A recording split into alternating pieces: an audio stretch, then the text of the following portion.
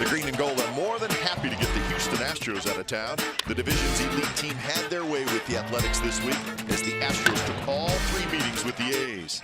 Tonight, another AL West team comes to the Coliseum, the Los Angeles Angels of Anaheim. The Angels themselves are struggling a bit. The A's would love to get some home cooking going and finish this 10-game homestand strong. It's the first of 3. A's, Angels, next.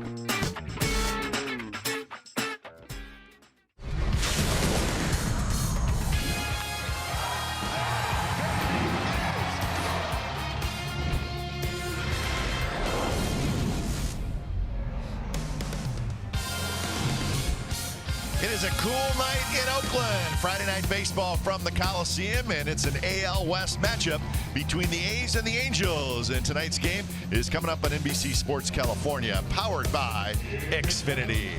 Good evening, everybody. Welcome to Oakland A's baseball, along with Dallas Braden. I'm Glenn Kuiper. Chris Bassett called back up from the minor leagues to make the start tonight, and he's trying to build off what was a very, very good start last Saturday right here at the Coliseum against the Royals. Yeah, Kuip, he was absolutely dazzling against the Kansas City Royals with a bevy of fastballs and breaking balls. Fastballs up in the zone, breaking balls down and away. He did a tremendous job. And again, Kuip, you mentioned it, up again. He didn't pitch last time he was called, excuse me, 2 times ago he was called up. So he goes back down to Nashville, sits and waits, gets the phone call again here against the Anaheim Angels. Man, the Angels struggling right now. They have lost 4 in a row. Of course, they still have the big guys, Trout, Upton, and Pujols. But right now, it's all about injuries. Check this out. In fact, they put 4 players on the disabled list just today.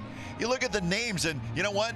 They have 15 players on the disabled list right now, so we didn't even have enough room on the page for all the players they have. But Dallas, they still have the big man, Mike Trout. They do. Kal-El, and you're saying, who is Kal-El? That is the original name of Superman, back from Krypton, and that is who Mike Trout represents for the Anaheim Angels, is Superman. The kryptonite has been the disabled list for the Anaheim Angels, but Mike Trout, after that 4-homer performance last week back in Seattle, looks to keep these Anaheim Angels going here in Oakland.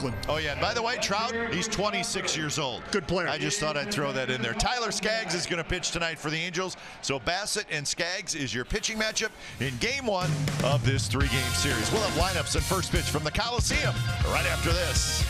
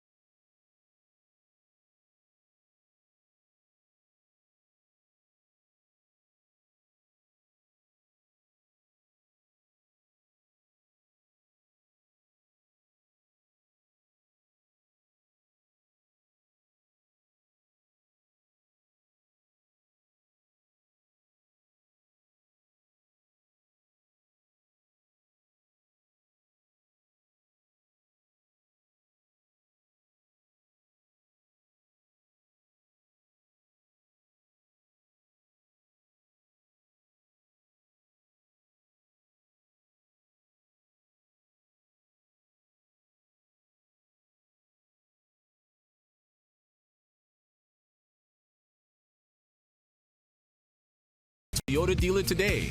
Toyota, let's go places. By Southwest Airlines, low fares, no hidden fees. That's transparency. And by Jack in the Box. Try the $5.99 Jack Spicy Chicken Club combo with toasted sourdough. New from Jack in the Box. All right, it's Kelly Green Friday. Yes, it is. Chris Bassett looking good in the Kelly Green top. It's a cool night at the ballpark tonight. Game time weather presented by the Santa Cruz Beach Boardwalk. Get to the beach. The admission-free boardwalk is open daily. 59 degrees. So the marine layer has entered the building. Creeping. Yeah. So first of 3 tonight against the Los Angeles Angels of Anaheim. And both teams in need of a win. Both teams trying to break losing streaks. Here's the Angels starting lineup brought to you by Southwest Airlines. Kinsler, Trout, Upton at the top. Then it's Pujols, Valbuena, Jose Miguel Fernandez, young first baseman. Chris Young's in right. Jose Persano is the catcher, and Nolan Fontana is the shortstop. Taking on Chris Bassett for his second tour here. Had an outstanding outing last time out against Kansas City. 7 innings. Was in control, frankly, for the majority of the ball game. Executed well with the fastball and breaking ball. And Kite, that's going to be the name of the game for Bassett tonight. Get ahead of these guys early and put the action and the aggression on the Angels. Behind Bassett, the A's have Mark Hanna in left. Jake Smolinski's going to start in center field. Piscotty's in right. Chad Pinder's at third. Marcus Semien at short. Jed Lowry at second. Matt Olson at first. Josh Fegley gets the start behind the dish. So the A's with the very sweet Kelly Green jerseys. The Angels with the red tops and the gray pants. There's Matt Chapman sitting out. We'll talk about Chapman. The MRI taken on his hand showed no structural damage, but it is a very sore hand, and he is not on the disabled list. But the disabled list does remain a possibility for Matt Chapman. We'll probably know more in the next 24 hours. Bassett kicks. The first pitch of the game to Ian Kinsler is on the outside corner for a strike. That's Pat Holbert calling balls and strikes. Nick Lenz is the first base umpire. That's Mark Carlson at second. He's the crew chief, with Brian Knight down at third. And a quick 0-2 to Ian Kinsler in the leadoff spot for the Angels. Kinsler at 220. He's got 8 home runs, 17 RBIs. Already like what I'm seeing out of Bassett here early in the first 2 pitches. First pitch slider, follows it up with a fastball in the same spot. Missed high with the breaking ball there. We talked about how important it was going to be for Chris Bassett to get out in front of the Anaheim Angels. First pitch strikes last time around 65%. It's a good job for Bassett. League average somewhere around 60%, just to give you an idea. Way outside in the dirt with a big overhand curveball from Bassett. And what you'd like to see, Kipe, is that breaking ball somewhere a little closer to the plate. Call them effective or competitive misses. Competitive.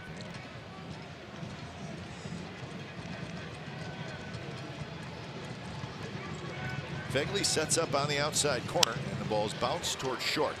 Marcus Semien charges for a good hop, and that is out number 1. So a little bit more on Matt Chapman. It was not an easy day for Matt Chapman, as he missed a couple of pop-ups.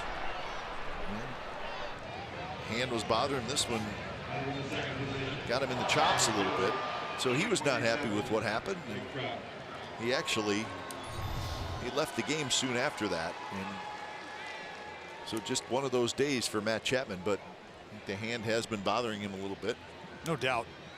And you think about how involved your hands are in the game of baseball. Obviously the defense he plays, but just the ability to grip the bat, turn the bat over in your hand. Yeah, a hand injury is the worst injury for a baseball player. Oh, can't do anything. Here's Trout.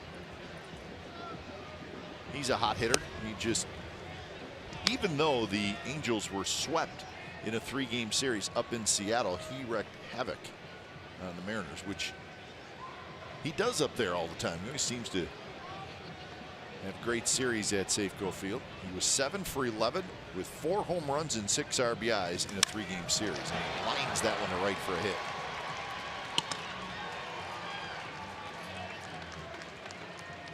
So a 1-out single for Mike Trout.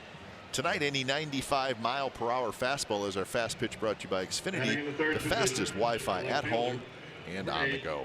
Justin Upton. There's the starter for the Angels tonight, Tyler Skaggs.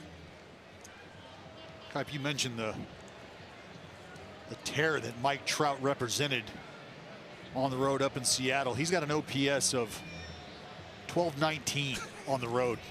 That's best in all of baseball. Well, we were talking about OPS the other night, and we were saying how if you're at 900, that's pretty good. Oh, you're really good. He's at 1200. Going well. Yeah. Nice little player, that Mike Trout kid. Yeah, he's going to come into his own sooner or later and really take this game by storm. Once he figures it all out. Justin Upton, his numbers this year: 15 home runs, 40 RBIs. In first strike, 1-1 the count. The Angels are 37-32. As we said, they were swept by Seattle, 3-game series, Monday, Tuesday, Wednesday. They were off yesterday. Overall, they've lost 4 in a row. And they are 7.5 games behind the first place Houston Astros. As you saw in the open, they are a banged up group right now. They have 15 players on the disabled list, and we're talking important people. Oh, very. Calhoun's on the disabled list. Cozart's on the disabled list. Simmons is on the disabled list. Ohtani's on the disabled list. So that's just the offensive players. Jeffrey Marte, who plays some against left-handed pitching, he's on the disabled list. And today alone, Dallas, 4 players put on the disabled list. Cozart, Jim Johnson, important reliever. Garrett Richards, probably the #1 starter.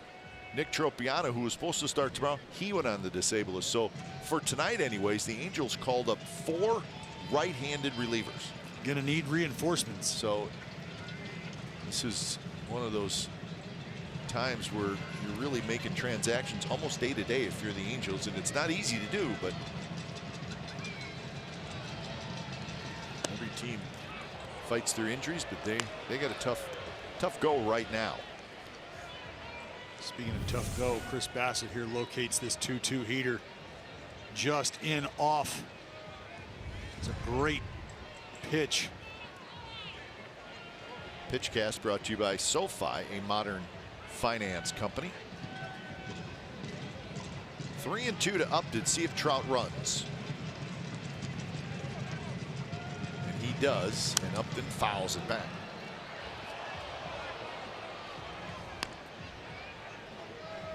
Trout stealing bases this year, Dallas. He's 13 for 13. I was just going to say, Kai, we've seen Trout, although be selective, very efficient.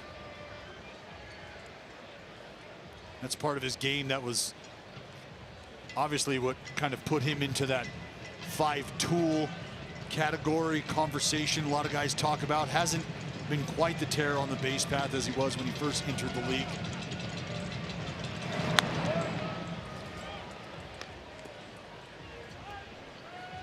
And he could probably steal more if he made that a priority.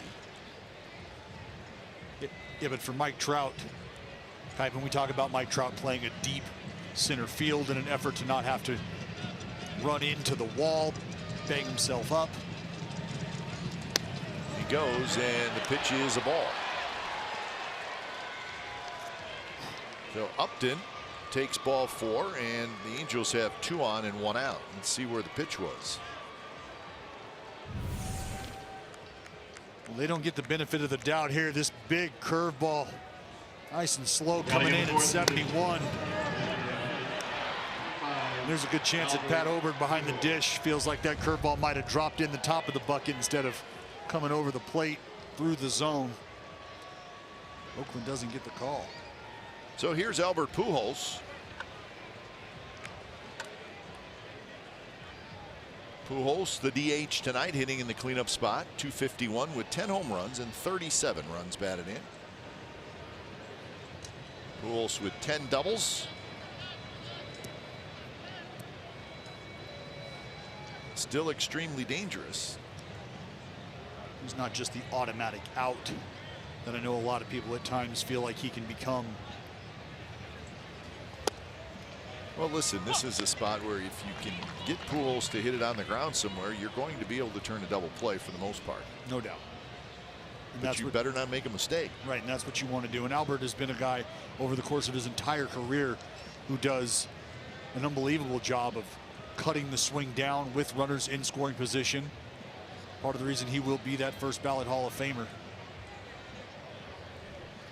Do you think he does it more now than he did, let's say, his first 5 years in the big leagues? No doubt. Seems like he does. You think about the first 5, 7, 10 years in the big leagues, Kipe, you've got the ability to change the game with one swing. And though he still possesses that power and represents that threat in the box, nowhere near to the degree nowadays as it was early on.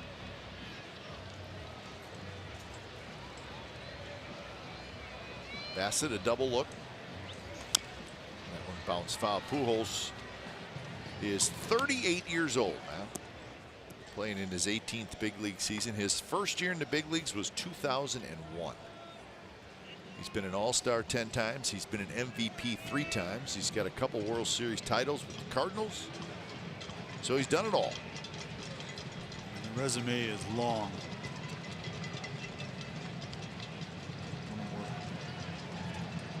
Celebrated individuals across our game. Absolutely.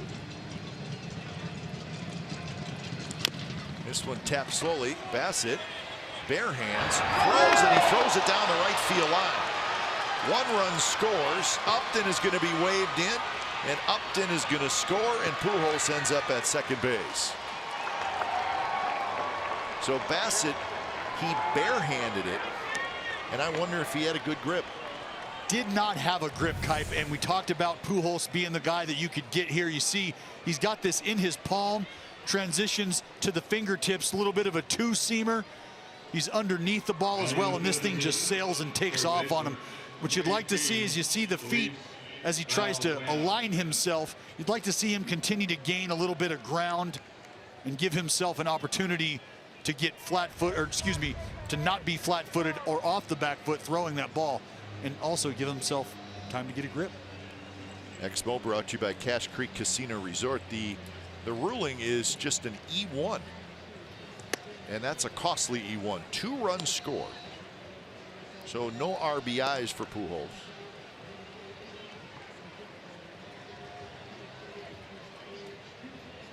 So Trout and Upton both score.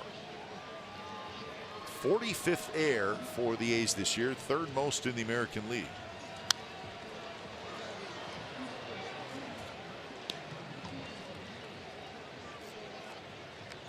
So 1-1 the count to Luis Valbuena, playing third base tonight. Valbuena is going to be very important moving forward for the Angels. You lose Cozart. We talked about Simmons gone down. You've lost the left side of your starting infield. That's two pretty good players.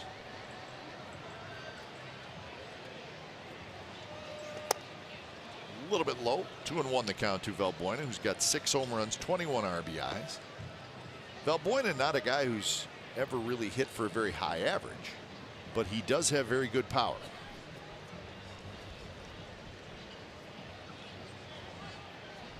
He's got 5 doubles to go along with the 6 home runs.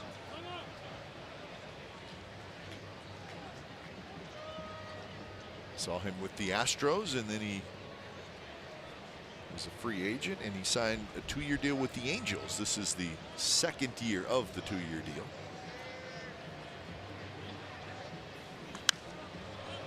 This one is skied foul territory. Olsen makes the catch. So 2 away, and that'll bring up Jose Fernandez, who's playing first base tonight, left-handed hitter.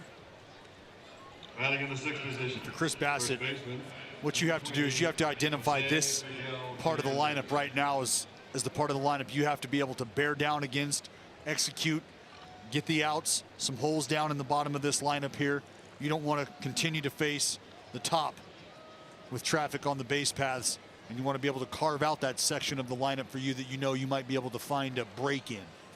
And that's what this area represents.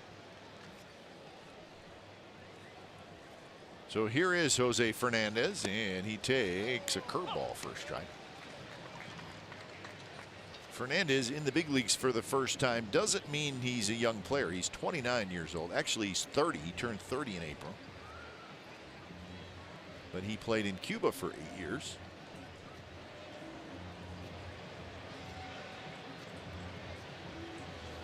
He was having a big season in AAA. He was hitting .345. Yeah. At AAA Salt Lake City.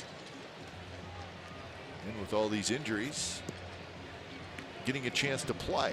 No doubt you bring him up on .365 against righties as well, Kai. Seeing the ball very well as of late. 2-pitch, big curveball looped toward third. Pinder has it inside, retired. So the Angels with a pair in the top of the first.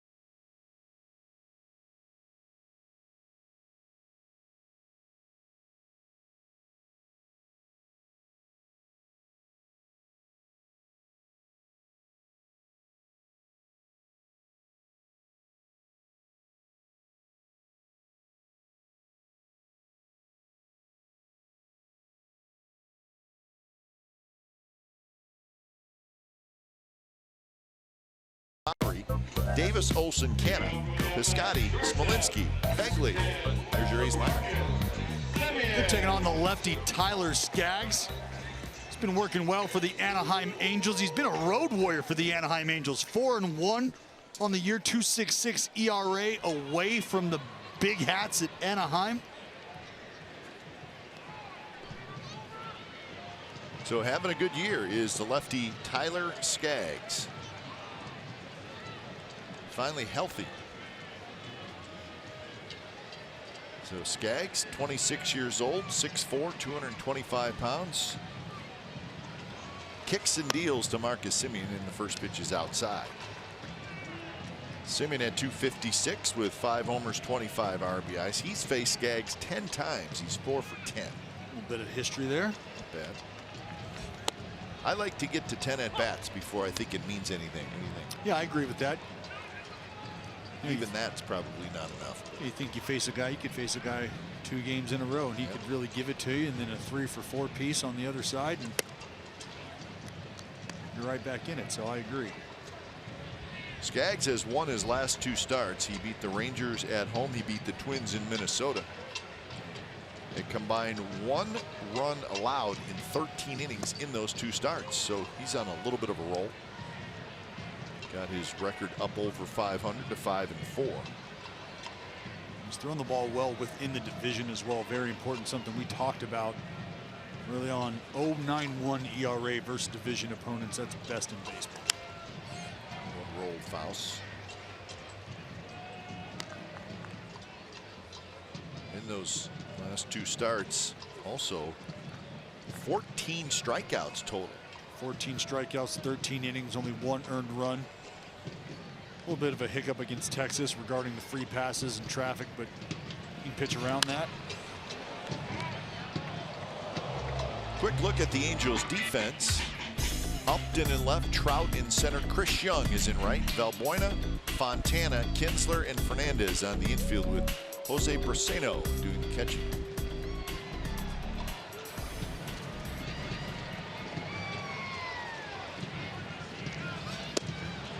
A little bit inside on a close pitch.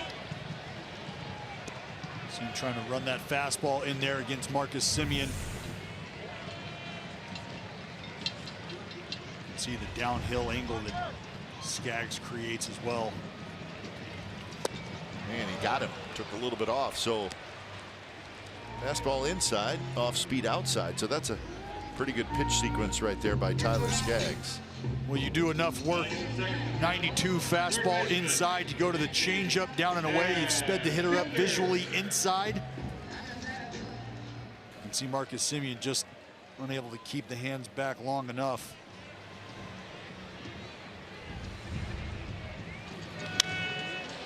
Hinder goes after the first pitch, pop up foul territory, and bounce into the first row right behind the Angels bullpen. So Jose Fernandez gets his first taste of foul territory here at the Coliseum. That's right. Don't give up on it. No, don't. Keep running.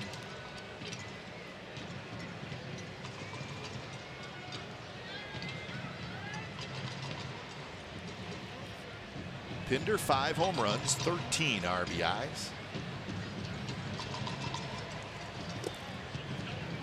Skaggs' first start this year was the 2nd game of the year, and it was right here at the Coliseum.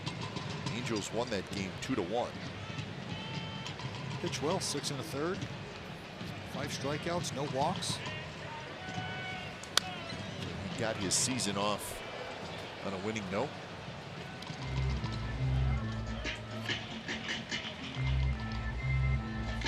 You think coming into the season, you've got big plans for guys like Shoemaker. Shoemaker's out. J.C. Ramirez, another starter, he's out. These guys are all out for the year. Right.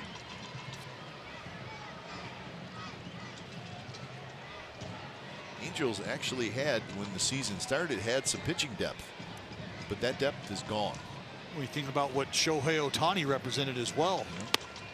Think about depth. You go and get a guy like Ohtani that allows you to entertain a 6-man rotation. And now here you find yourself bringing up reinforcements, 4 arms in a day.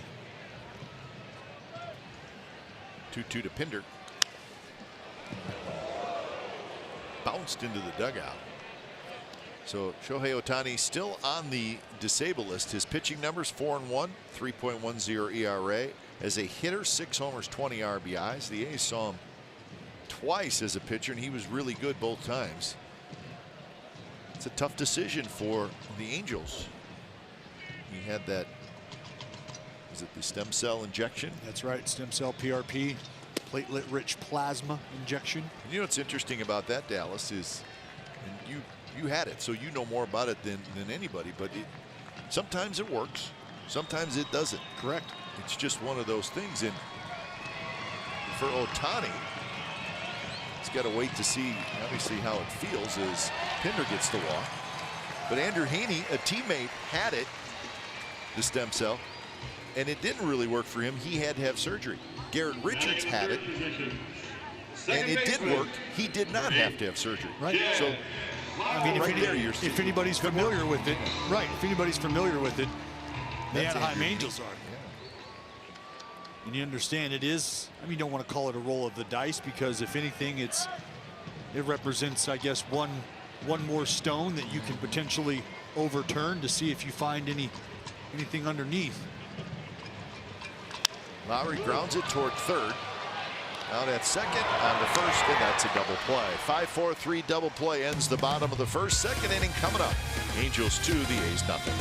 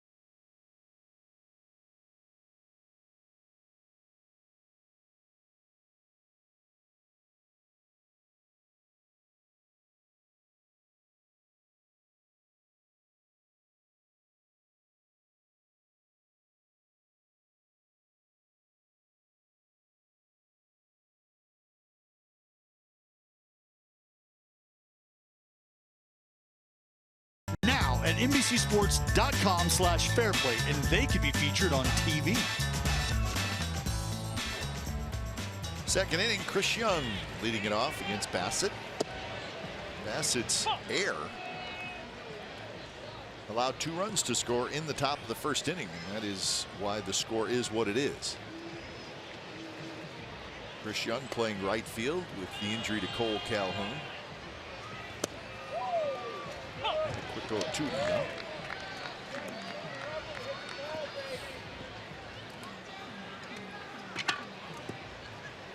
Chris Young was a free agent this past offseason and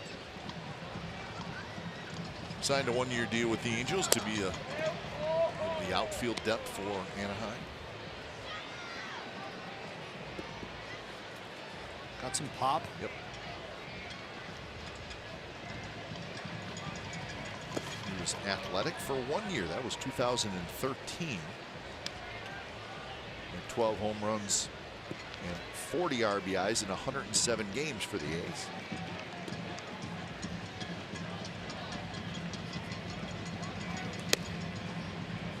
It seemed like that year Dallas, Chris Young, he had some big hits for the A's, and that was a very good A's team.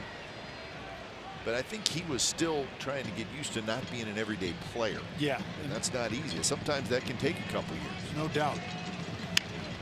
Now he knows what he is. He's an extra outfielder. Right, you mentioned coming over from Arizona. You get the nod. I mean, he had some good years there with Arizona, and he finds himself in a position coming into Oakland, a young club he feels like he might have been able to sort of take over a spot. That hit him. That's the last thing the Angels want to see right now. That got Young.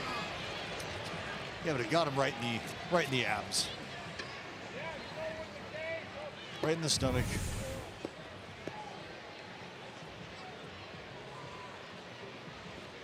Yep, little ricochet off the right wrist there, but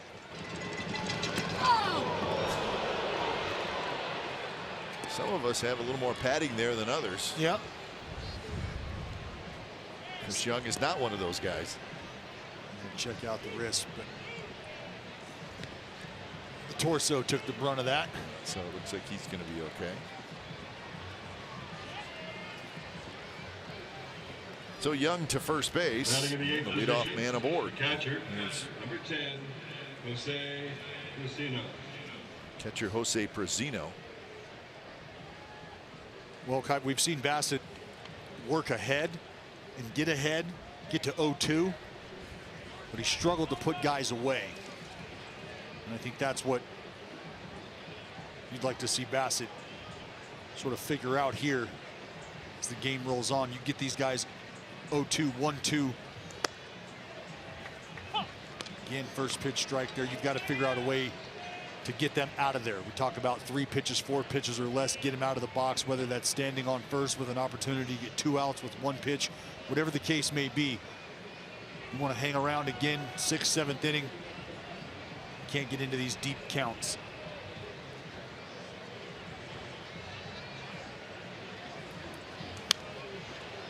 It's funny, we're going to look at Prasino's stance, and it's going to look kind of funny, right? But here's the last start pitch usage for Chris Bassett.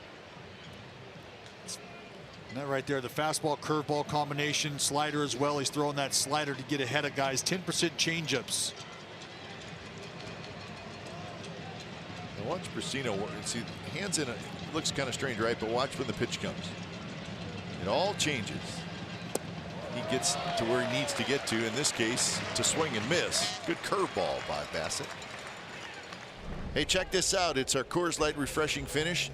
That's Kyler Murray, the A's #1 draft pick this year, and he was in town to sign his contract. Got a chance to work out with the A's, so that was fun to see. Strong young man. Strong.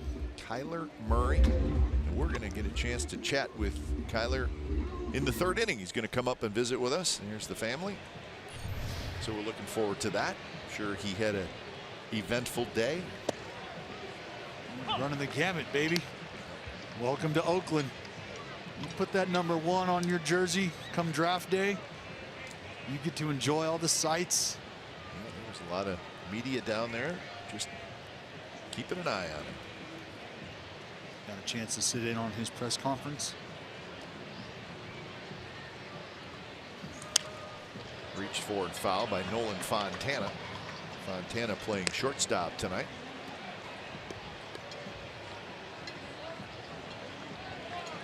So much talk when the draft happened about Kyler Murray and the fact that the A's took him knowing that he's going to play college football this year. He's not going to play after this year, but he is going to play this year. So it was a much talked about pick made by the Athletics. Well, and it was one of the first questions. See, there's Facet gets the call on the swing. See, this is the draft will happen, Dallas, when we were in Dallas. Yep. And this is the headlines of the local newspaper. And it's Kyler Murray. That's the headlines of the sports page. And my favorite is the headline. A shocking pick of Murray could shake up Sooners in Big 12. So Yeah. they're talking about Big 12 baseball, right? Yeah. No. They're worried how the A's picking Murray with the 9th pick, Dallas, it's going to shake up the Big 12. Changes the complexion of the gridiron. That's what we're worried about. I'm not making fun, but then again, maybe I am. But it would just, you know, the Rangers had a #1 pick too. Yep. Well, No, Kyler Murray, because he's the quarterback for Oklahoma. priority is a little different out there, Norman. Little different. So we appreciated them putting the A's #1 draft pick Right on the front of the sports page. Thanks for thinking of us. Yep. He looked good.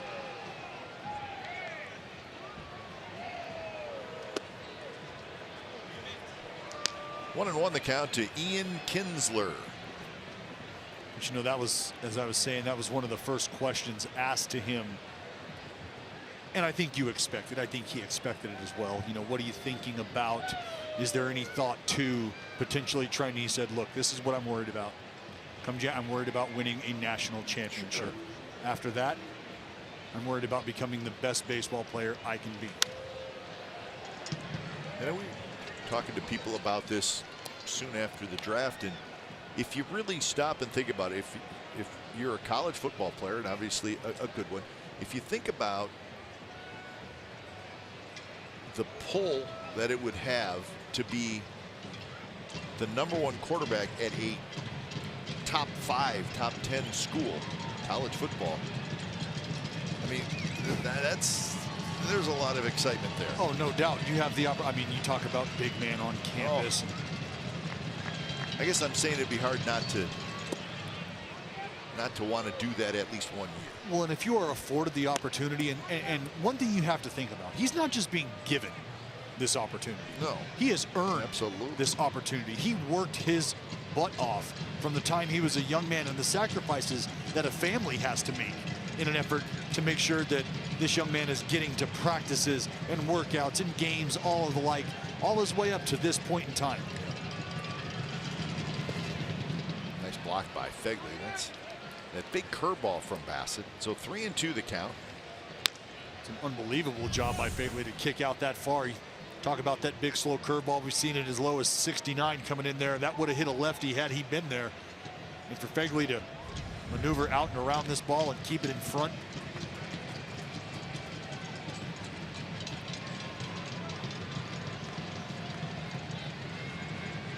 Three, two outs. The runner at first is Young. He'll go. Will pop up. Lowry's there. He's got it. Side retired. Bottom of the second coming up. It'll be Davis, Olson, and Canna. 2-0 Angels.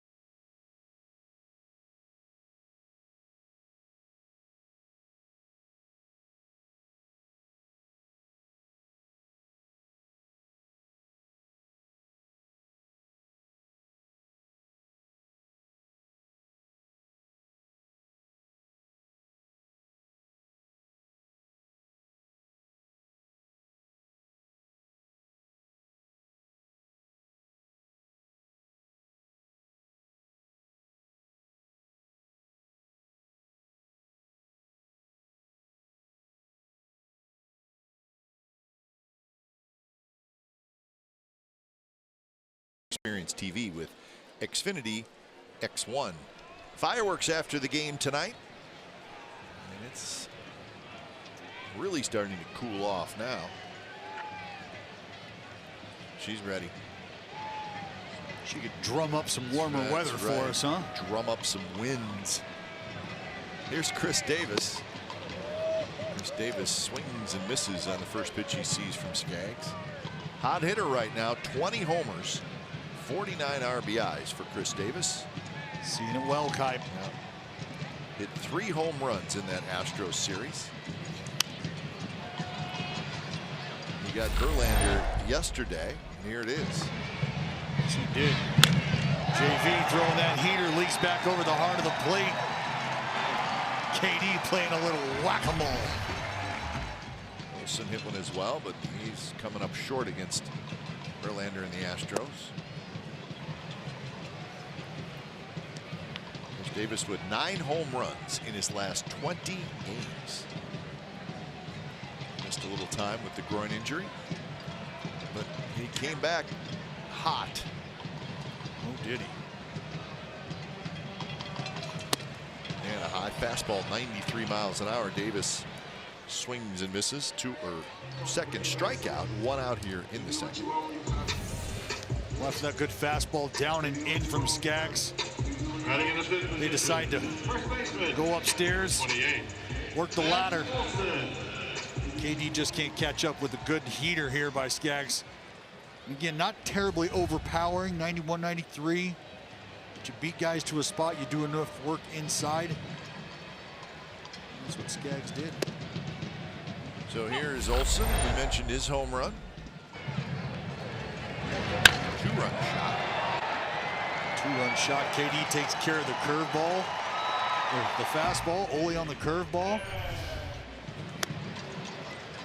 Dallas, we were talking before the game about Tyler Skaggs, and one of the things that jumped out was he's tough on left-handed hitters, and Olsen is the only left-handed hitter in the lineup tonight for the A's. Extremely tough on lefties.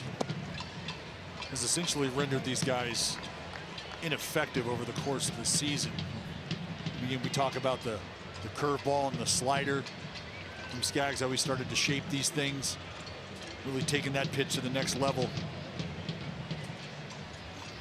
And there it is. Nasty pitch, and Olsen trying to convince the home plate umpire, Pat Holberg, that he fouled it. He did not, and that's back-to-back strikeouts for Tyler Skaggs. You get a good look, nice tight rotation. Nope, he did not. 2 outs for Canna.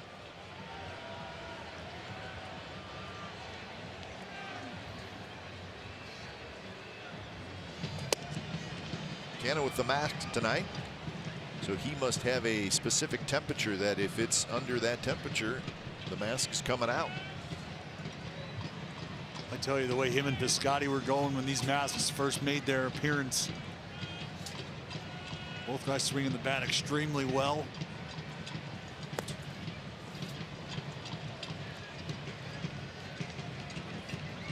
So 1-1 the count to Canna. 247 with 7 home runs for Mark Canna. He's playing left field tonight. 10th start of the year in left field. He's another guy, the versatility, his ability to be able to move around the field, move around the outfield. He's made 25 starts in center field. I think when you talk about that versatility, you have Cannon, you have Pinder. Yep. And if you have those 2 guys, you sort of have it covered. You do. Pinder can give you some help around the infield as well as the outfield. He's a great athlete. Cannon can play first base. Cannon can play first. He can play center. And a 1-2 pitch, and Tyler Skaggs strikes out the side in the bottom of the second.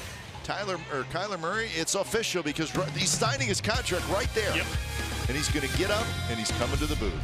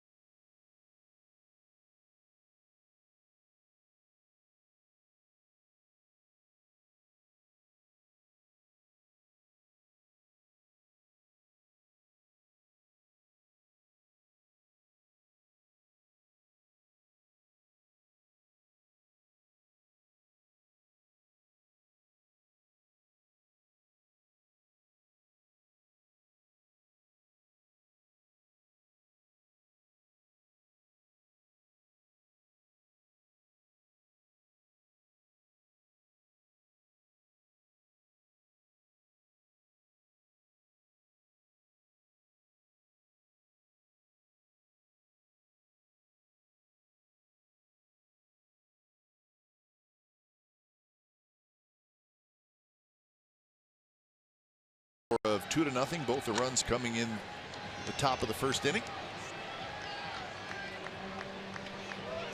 Chris Bassett goes to work against Mike Trout.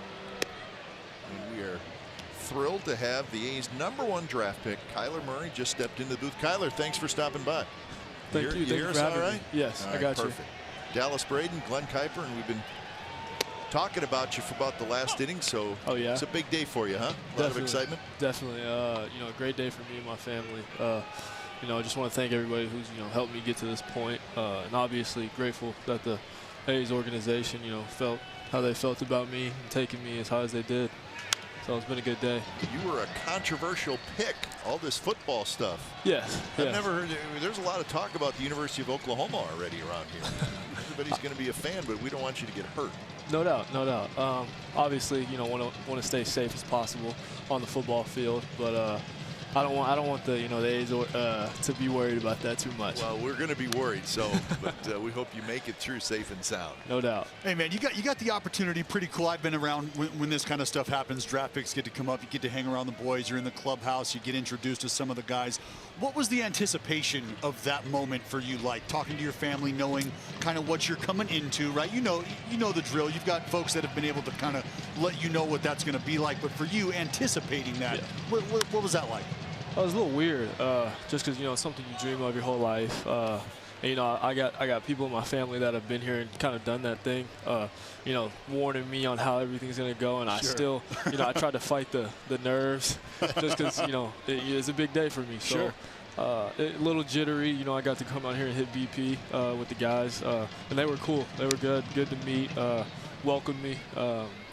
Saw you hanging out with Matt Joyce, Jonathan Lucroy, guys like that, chopping it up. Yes, they were good to me. So, like I said, it's been a great day for me. And some of those people you're talking about, your dad Kevin, he was a college quarterback that went on to play pro ball. Your uncle Calvin was a first-round draft pick, played in the big leagues for a while. How much did you talk to those guys about what was going to happen as the draft was coming up?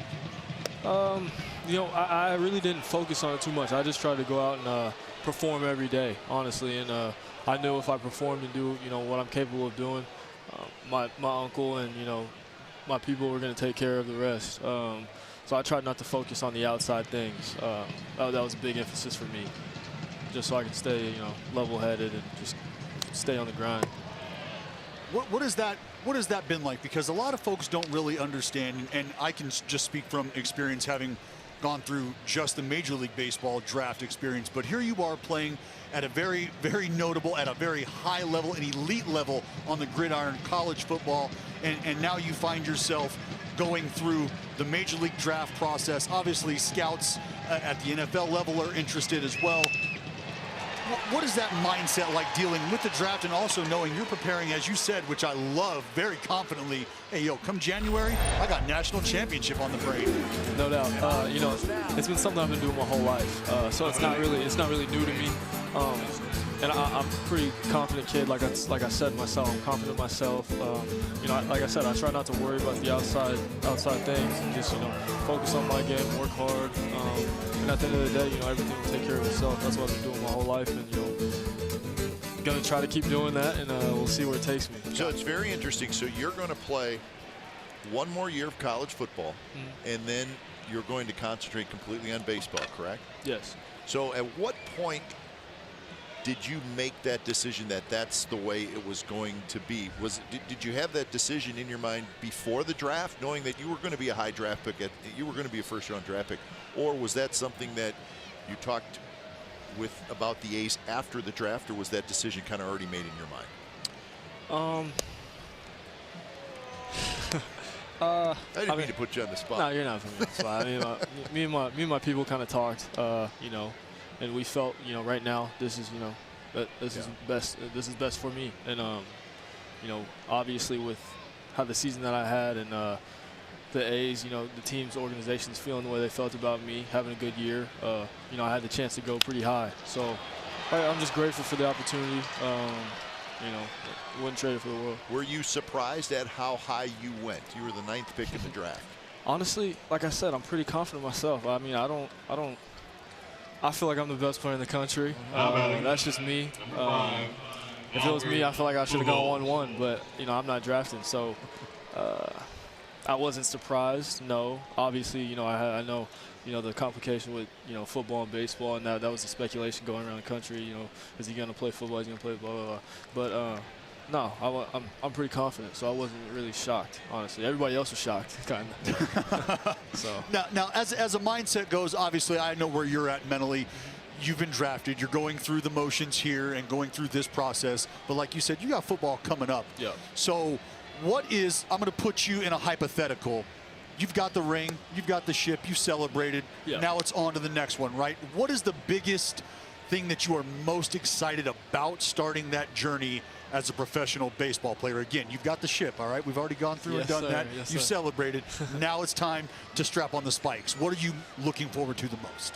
Honestly, just, you know, attacking the grind. You know, I've talked to all these guys, and they've said, you know, there's times where, you know, you may feel like you want to quit, but you know, I channel my inner, you know, kind of warrior, I guess. You know, and getting to see just you know, how tough it is. You know, I've dreamt of this moment, you know, and this is just a stepping stone to, you know, get to where these guys are. So you know, I can't wait, honestly. So I think all of us who are, you know, we're all football fans.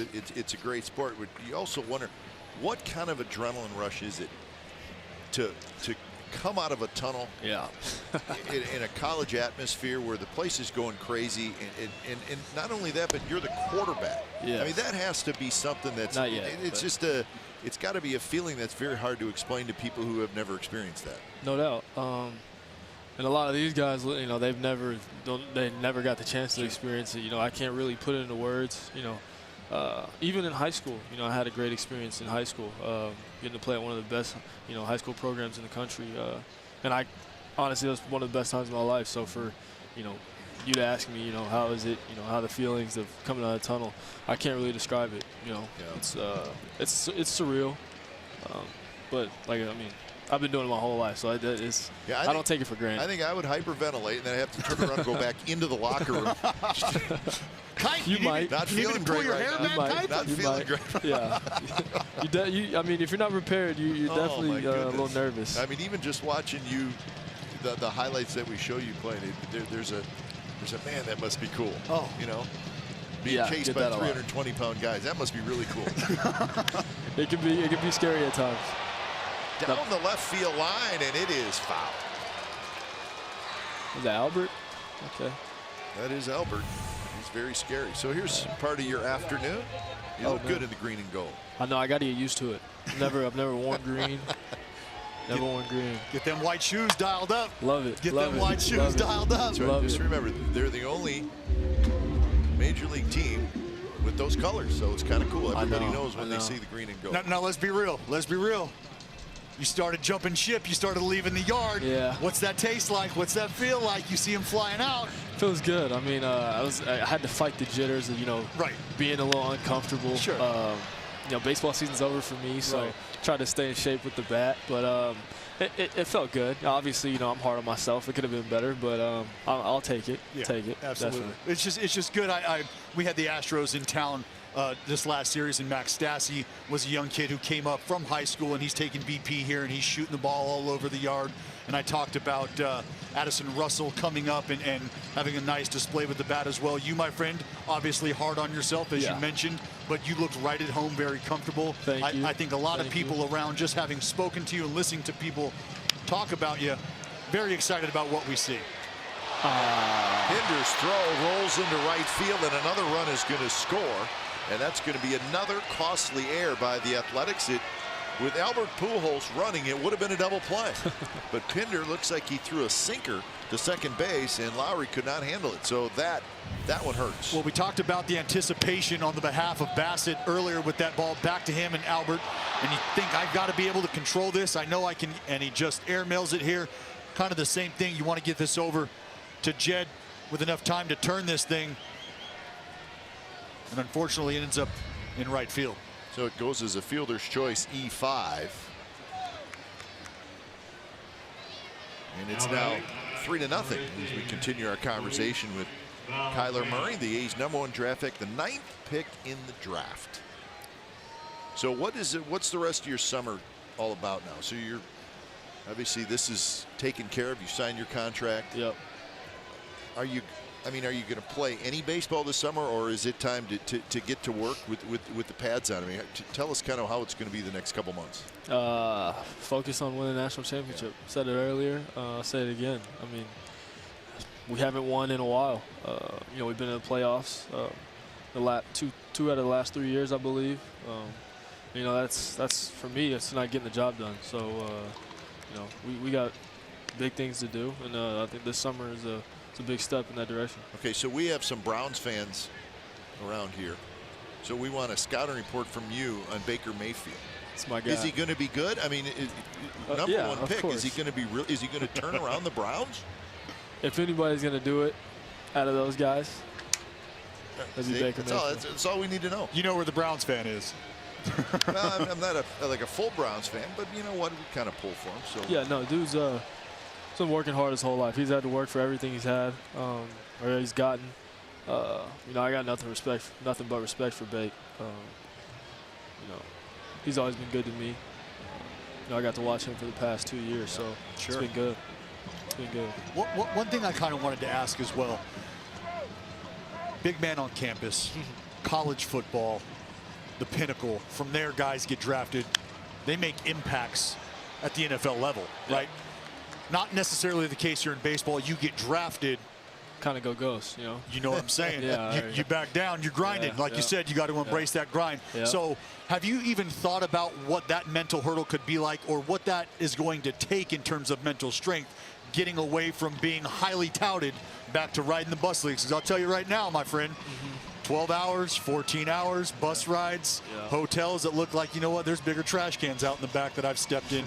I mean, it's not fun. What's that mindset like? It's crazy you say that, because me and my boys, you know, back at, you know, on the team, we talk about that all the time, you know. And then we got the luxury of playing D1 baseball, so, you know, that's not bad at all. For sure. We think it's bad. It's not bad at all. So we talk about it all the time. And, you know, I think for me, going up to Cape Cod this past summer, sleeping in the basement. I've never done that before, because I'm always playing football in the summer. And sleeping in the basement, showering outside. Sounds like the minor leagues to me. That's right. You know, I didn't have a car, so I was hitching rides from guys on the team. You know, I just wasn't comfortable up there, and you know, the baseball side of it, you know, that aspect was great for me. But the living situation, I had to get used to, and that's something, you know, I kind of, you know, saw the future and, you know, what I was doing. So that was a good thing for me, going up to the Cape Cod League and getting to experience, you know, how tough it is when you no doubt. It's a grind. And I got to tell you, something else you got to be prepared for, my friend, is you're going to have guys like me who were drafted somewhere around the 20, basically a guy who had to pay in order to come play. And I'm looking for a guy like you to make friends with, because there's a good chance you're going to have a car to take us to the field. There's a good chance you're going to have an apartment taken care of. So just know that that's coming. The 26 rounders, they're looking for you. I appreciate that. I appreciate the warning. Yeah, no doubt. So how did draft day go?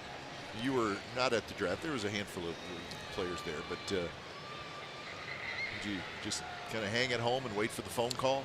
No, actually, we had just got, unfortunately, I just lost to Mississippi State in the elimination, the last final game of the Tallahassee Regional. And, you know, the guys on the team that were going to get drafted or expected to get drafted, we kind of knew. We played so late, you know, the game lasted so late, and then we had to fly back. So we were actually on the plane. Oh, really? Yep. It's on the plane. Kind of knew we were gonna, you know, get back, land for the start of the draft. And, as we were coming down, my boy, his dad texted him. He got the Wi-Fi first. You know how you're coming down on the plane. Like, everybody's just racing to get the Wi-Fi. Yeah, exactly. So he got his texts were coming in first. Yeah, and his dad actually texted him, you know, saying, you know, Kyler went number 9 to the A's or whatever. And he announces it. He asked me, you know, Kyler, did you get drafted by the A's? I'm like, dude, I don't know. Like, I mean, I know just as much as you do. I've been on the plane with you, man. Exactly. So it was funny, you know. The whole team, whole plane ride gave me applause. Nice. Yeah, so it was a good deal. You know, great story, obviously. Oh, very cool. Yeah. 1-2 the count to Luis Valbuena. Still nobody out here. in what is becoming a very, very long inning for Chris Bassett. Bassett now at 71 pitches, and he's got runners at first and third. Well, you mentioned you're preparing, obviously, for the gridiron, preparing for another great season of elite D1 college football. Do you have any games circled on that calendar? Because I don't know if you know this, you probably don't, no reason to. I am a Texas Tech Red Raider, the Texas Tech University. I know you've got us circled on that schedule, but are there any other games? What are you thinking about right now? That makes sense now. That makes sense that you're a Texas Tech guy. But yeah, no, hey, don't get me wrong. I love Lubbock. West Texas, baby. Yeah, I almost committed to Lubbock. There you go. You had a good home. Yeah, I love Coach Cliff. Oh yeah. Yeah, me and him are really tight. He's a good dude. Yes, sir. But I mean, for me, me personally, I mean, I got to win the job first. Sure. But, you know, as far as the season goes, you know, I'm taking it one day. I always take it one day at a time. Got to. Never look ahead. Never, you know, underestimate any opponent because, you know, last year we got beat by Iowa State. And, you know, that's a game you would think everybody in the country probably bet on us to, you know. To win. Yeah, exactly. Yep. So never underestimate an opponent. You know, I've learned that throughout my years of playing sports. So for me, you know, going in every game, ready for whatever. Sure. Yeah, listen, I don't think he's at all worried about it, Texas Tech. No? I don't think he's a confident. He's never I worried didn't about say the Red that. Raiders. I didn't say that. We got a little work to do on the defensive side of the football, Kipe, all right? He's going to run over and around you guys. Not excited about this guy, all right? Headline is going to be Murray runs over Red Raiders. That's wow. That'd be nice. That'd be nice. You know what, Kyler? We're going to let you go. I know it's been a busy day. No doubt. And we appreciate you stopping by. Yes, Good sir. luck, and we are all Sooner fans this fall. How about That's that? right. I appreciate all the love and the support. Just be careful. Get to the sideline. Don't take anybody definitely, out, definitely, all right? definitely. Yeah, We're all worried about Get down! Yep. We're going to let Kyler go. So great talking to the young man. He's a confident young man, and we're looking forward to we're looking forward to him hit your green and gold uniform and take the pads off. Yeah, I'm excited. You talk about confidence, man, and it is, Kipe. It's very difficult to be supremely confident without giving off that sort of cocky vibe, and he absolutely nails it. Yep. I mean, you don't get to this level by not being sure of yourself, but you don't get to this level without understanding that it takes a lot of hard work as well. Yeah, he seems to have a pretty good grasp of what he's doing. Oh, no doubt. No doubt. I mean, here's a 20-year-old young man, and you know, for us people that are sports fans, right? I mean, we're sports fans. I mean, you look at this young man and you're like, he's a college quarterback and a #1 draft pick in baseball. There's not a lot of people that can do that. No, and I always, anytime I'm in the presence of the great Dave Winfield, sure, that is something that I always remind myself of is. There's a line drive to left field, and that's a base hit for Fernandez. Upton's going to trot home, and now it's 4-0.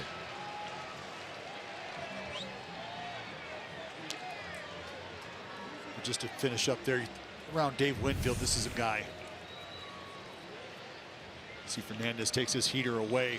This has really just been the MO for the Angels right now, pitching it where it's hit, grinding out ABs. Now batting.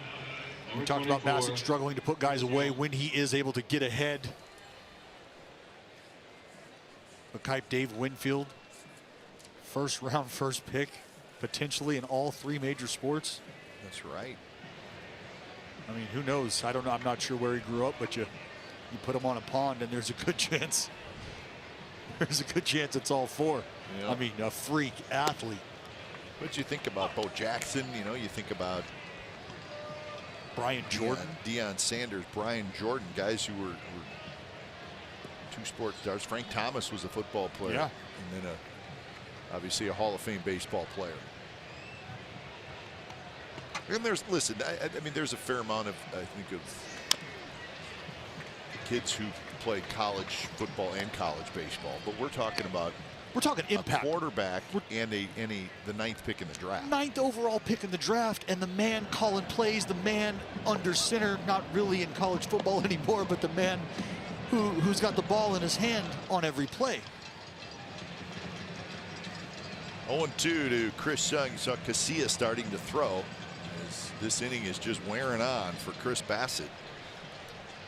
And it's too bad because what should have been a double play ball would have given them 2 outs in this inning. See if the A's can turn this one. Out at second, on to first, not in time. So Chris Young hustling down the line, still running pretty well. Well, not an easy play for Simi. This ball wasn't hit terribly hard. Closer to the handle here. He's got to make sure this is going to get to him. So he gets it over to Jed for the force at second. And see why Chris Young, running hard out of the box, is able to beat it out with a good hard 90 down the line. Typical of a Mike Scioscia team. Yep. Kipe, you're right. It's been the story of just a couple missed cues. A couple plays that could have went the other way. It's probably a different looking ball game. Definitely a different looking half inning. This one looped into right center field, and that's going to fall for a hit. Sano with an RBI single. Young around to third, and it's 5-0. Jose Braceno drops one into shallow right. Well, this is really tough here. Number 16. As a pitcher, things aren't going well. You start to execute here. Fastball in on the hands of Braceno. You're thinking, all right, I've done my job. That's some weak contact here. Not the case. So that kind of night for Bassett. Now at 81 pitches, and he faces Nolan Fontana, who's the 8th man to bat in the inning.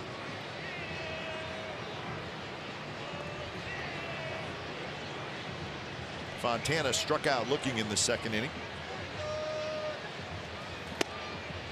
First pitch is a strike.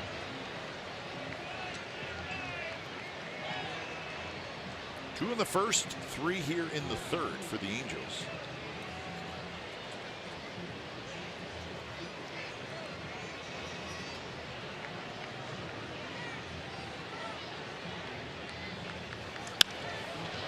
This one lifted high in the air, shallow left center. Canna's there. Canna has it. Side retired. So 3 runs, 4 hits, and a costly error. 5-0 Angels.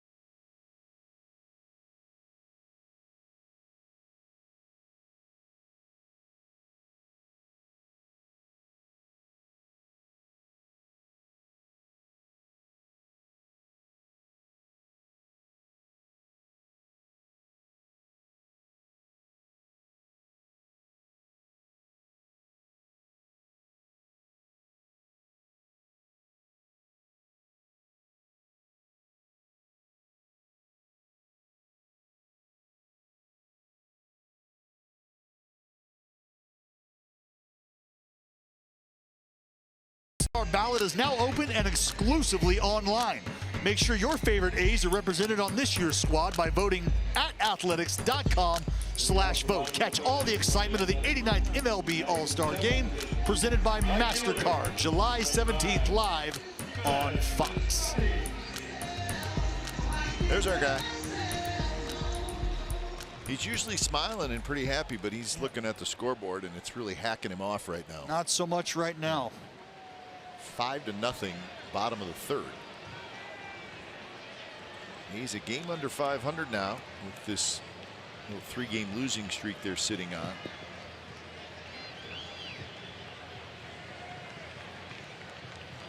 First pitch to Piscotti is in first strike.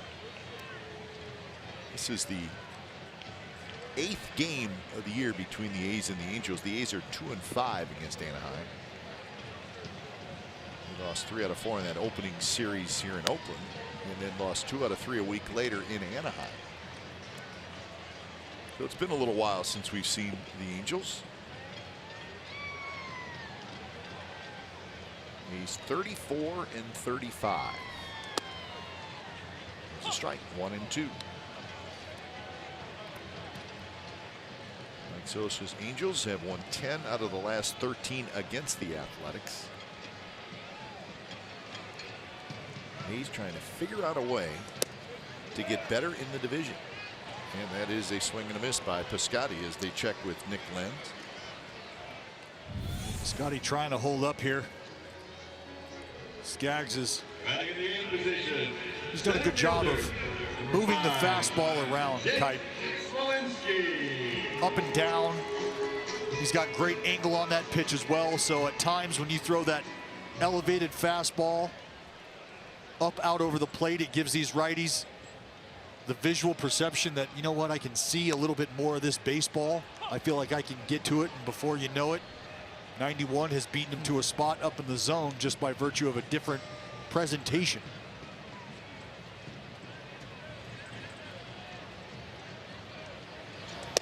A little bit outside to Smolinski, getting a start in center field tonight.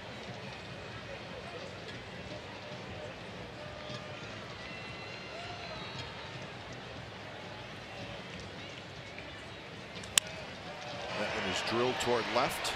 Upton's there. He grabs it. It's a hard hit ball. Here's a look at the AL West standings. See the Astros. Astros are in Kansas City. They're leading 7-3 in the 8th inning. The Mariners a half game back. The Mariners are leading the Red Sox 2-0 in the 2nd inning. And then we get the A's and the Angels and the Rangers.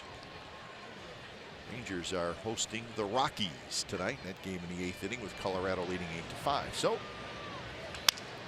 nothing final yet in the AL West. Backhanded by Fontana. The throw not in time. Fegley hustling to first, and he beat it out.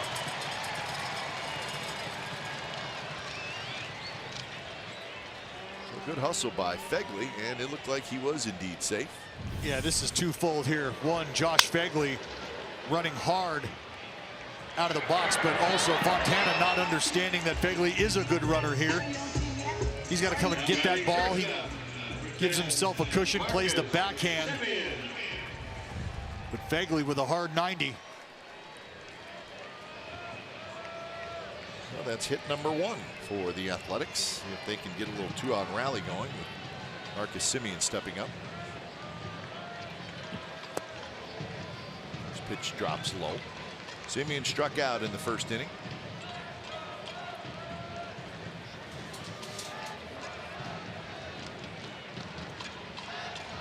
Marcus was 2 for 12 in the series against the Astros. This one in the air, foul territory. He's going to get it. Fernandez, his 2nd set of wind sprints in this game. You know, Kipe, you've got to believe that visiting first basemen come into town and are really excited when they're on that airplane leaving town. They don't have to worry about the foul balls and the foul territory to cover. Absolutely.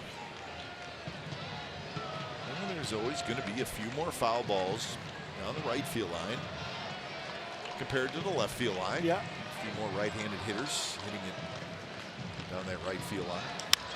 Chopped slowly. Valbuena cuts it off. He throws to second, and they just get him. Valbuena cut right in front of Fontana. Flips to first. Side retired.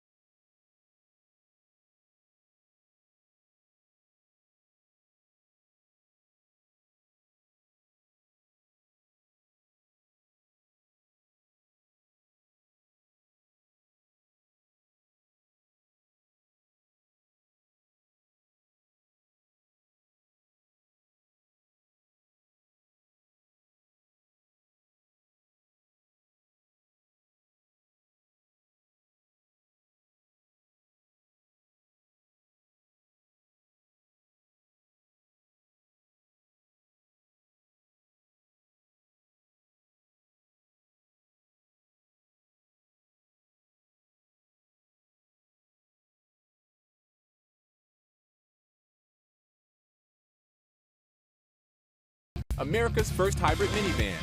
Test drive one today.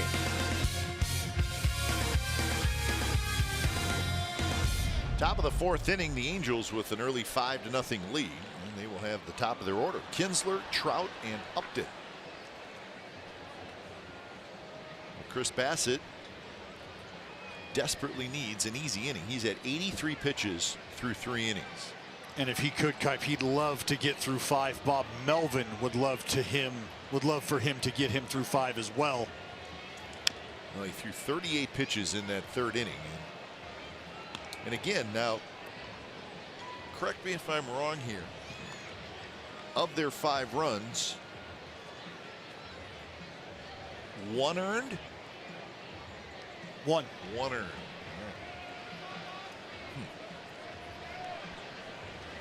And that's always one of the more difficult things as a younger pitcher coming up to the big leagues, dealing with some adversity. You've been sent up, sent down, sent up, sent down.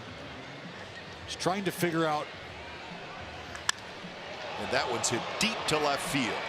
And it is gone. Kinsler, home run number 9.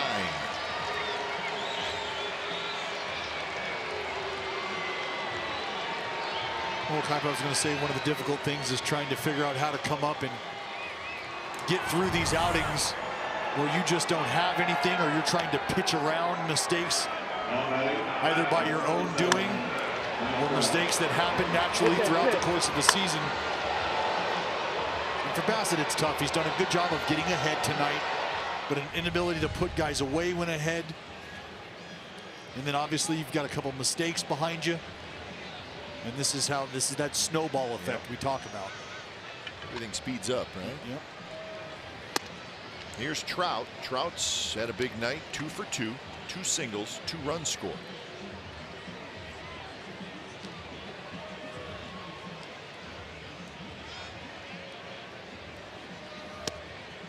That one is a strike on the outside corner. 1-1 the count. So Carlos Ramirez starts to warm up.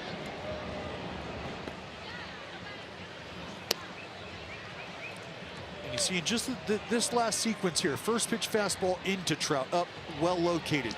Next pitch fastball down and away, well located. Here, slider away, located. But now it's an inability to find himself back in the zone, competitive, and against a guy like Trout, and frankly an Angels lineup that you mentioned, Kipe, have won 10 of their last 13 here against Oakland. There's a line drive center field and another hit for Trout. He's 3 for 3.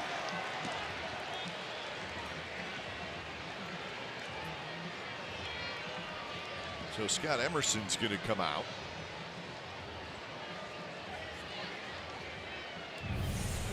Well, it's a thing of beauty at times. And we see it at least 19 times here at home. Boy, if you watch, I mean, it's a tremendous swing, man. So once that foot goes down, he's right where you want to be, and then it's a quick short swing. It's got a little uppercut at the end. We talk about short to it, long through it. Career versus the Athletics. First 5 years, and in the last 3, 353 average since 2016. None of that really surprises any of us. No, and I mean the first 5 years, not too bad. Nope. Not too bad. Well, Trout coming into this game, 8th in the league in batting average, 1st in home runs, 8th in RBIs. So those are the 3 big baseball statistics. But he's 1st in runs, 1st in walks, 1st in total bases, 1st in on-base percentage, and 2nd in slugging. 1st in extra base hits, Yep. 1st in total WAR, 1st in offensive WAR. So if you want to have the best player in baseball conversation and you want to kick other names around, that's fine. Sure. But there's really only one answer. There's really only one answer. I agree with you. I want to talk about Mookie Betts. Mookie Betts is terrific. An outstanding player. Mike Trout on pace to have one of the best seasons in baseball history. 2-0 pitch is driven towards center. Smolinski went back a little bit. Now he hustles in and makes a sliding catch. So one away here in the top of the 4th inning. Nicely done by Smo off the bat. Breaks to his left. This ball is hit on the screw, starts to knuckle down a little bit. Smo here catches it in the palm.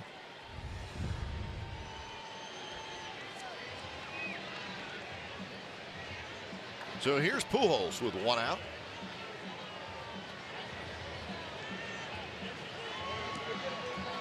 Pujols has reached on an air and a fielder's choice. Pujols has hit both the balls that have caused all the problems. Correct, both errors. The first inning, Bassett unable to get a good handle on that ball. Tapped out front by Pujols. Enabled Trout and Upton to come around.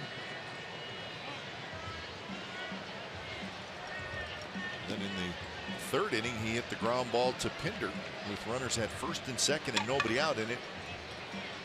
It was a double play ball, but Pinder threw it a little bit low. Lowry could not make the play. The ball trickled into right field.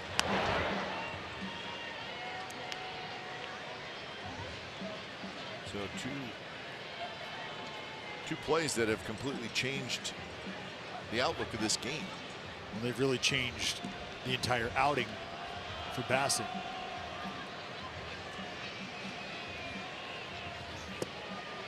Drops low. These are the 2 plays. This is in the 1st inning. Bassett bare hands, and he just did not look like he had it in his hand. He barehanded, tried to get a handle on it, unable to, and then Pujols here jammed ball over to Pinder. They're just unable to execute that 5-4-3. So 2-1 now to Pujols. And as I mentioned, one of the bigger tests for guys coming up to the big leagues, trying to stay in the big leagues. Sometimes it's easily discouraging. Balls get thrown around or kicked behind you, and you're thinking, man, I need every out I can get up here. These are growing pains. Off the plate, 3-1. Ramirez, the right-hander, well, he continues to throw, but he's ready to go. Pitch number 99 coming up. If Bassett can get out of this inning, it will be his. I'd like to think if Pujols reaches base, that'll probably close the book. And this one's hit high in the air, right center. Piscotty makes the catch near the warning track. So 2 outs here in the 4th inning.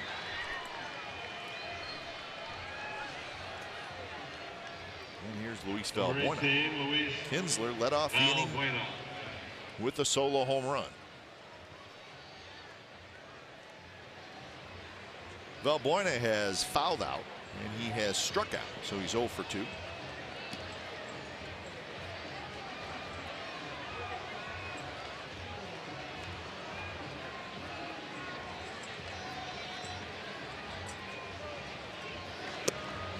Inside corner for a strike to Valbuena. And you know, Kipe, what's unfortunate is Bassett hasn't had terrible stuff. He's had good stuff, and as I mentioned, he's been able to execute early in counts. It's been a matter of finishing at bats off, and obviously a couple miscues. Curveball hit hard but foul. Now here 0-2. Finish him off. Finish him off. Here's the ball strike breakdown. And as Bassett turns around, he sees his infielders shifting back now. As Marcus Semien was playing shallow right field. And now Marcus goes back to shortstop. And Pinder is in short right field.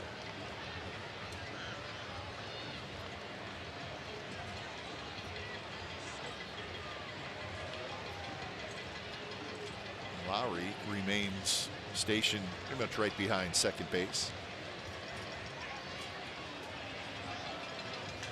0-2 pitch is hit hard, and there is Pinder toward Olsen, and the side is retired. But Kinsler with a home run. Bottom of the fourth coming up. 6-0 Angels.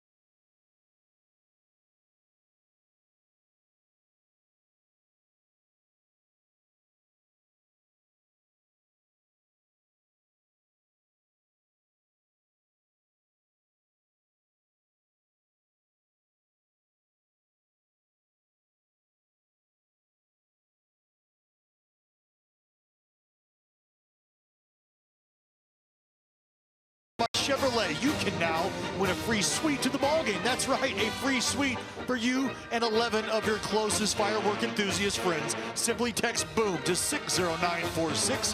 The contest will last through June 18th.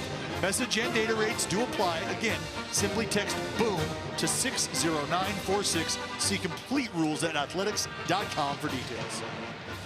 Bottom of the fourth, Pinder goes after the first pitch. It's a curveball, and he lines it down the line. And a nice play made by that young lady. Little snow cone, but she held on. Has the wrong jacket on. She That's does. Okay. She's lost, but she wanted to watch baseball. She's lost. And there's a base hit to left field. So the A's get their second hit.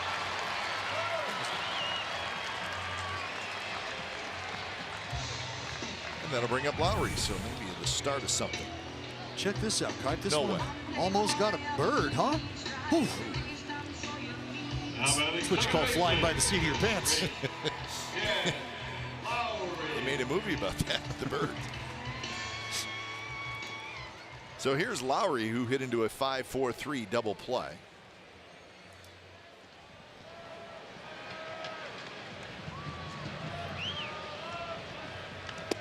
Curve in first, right? So Lowry trying to get going. He was 1 for 12 in the series against the Astros. He's 1 for his last 24. Well, that's something to pay attention to there. Seeing Pinder and Lowry now both first pitch breaking balls from Skaggs, second time through.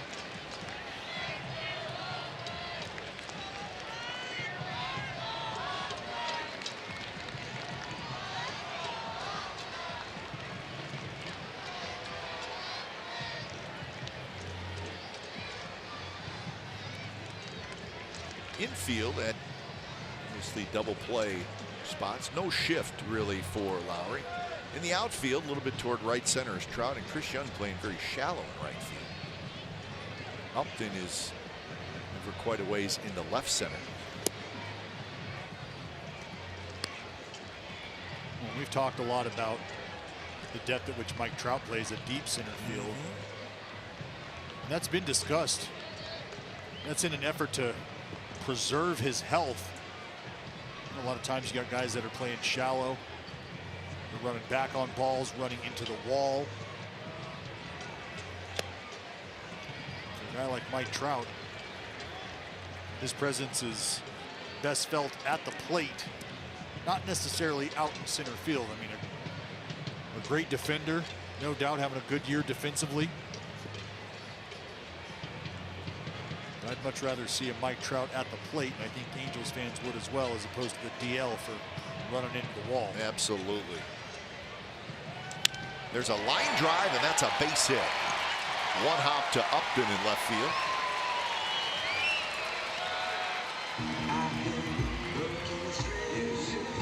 Well, and now Kipe, if they can catch up to the sequencing here that I think Tyler Skaggs is trying to implement, it's going to be soft stuff coming to him the second time through. Jed Lowry, nice job of waiting back. This is where things get interesting for the Oakland A's. Davis, Ole, Canna. Some boppers. Well, it's an opportunity. The first pitch to Davis, a little bit low. He did not go around.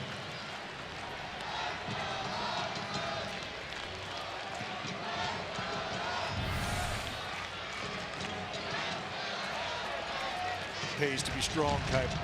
And most guys, that's a swing, because they can't hold up. Right to second, and that's going to be a double play. So that ball looked like it took a hop maybe off the side of the mound, and just a big giant hop right to Kinsler. That's what we call that candy hop. Tastes good, nice and sweet, right to you. That's exactly what happened for Kinsler and Skaggs. Right off the side of the mound here. Shoots up nice and easy to Kins. On to Fontana. So 2 outs, and now down at third is Pinder. Grounded to second. Kinsler's got it. And just like that, the inning ends. So a double play hurts the A's again. We're on to the 5th.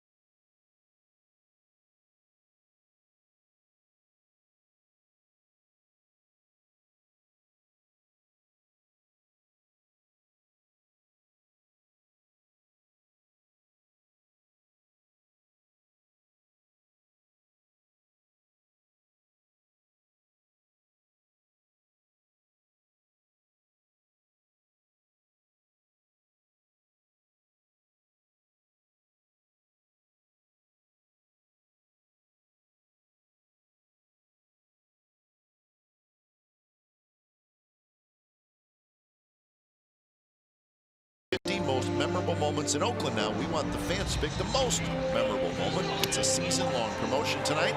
It's Dallas Braden's perfect game in 2010 versus the Big Three sweep the Diamondbacks in Arizona. It was Mulder, Hudson, and Zito that shut down Arizona in 2001. Remember, Diamondbacks won the World Series that year.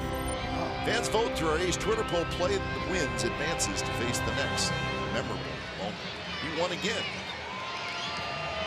I like it. You moved on. I like it.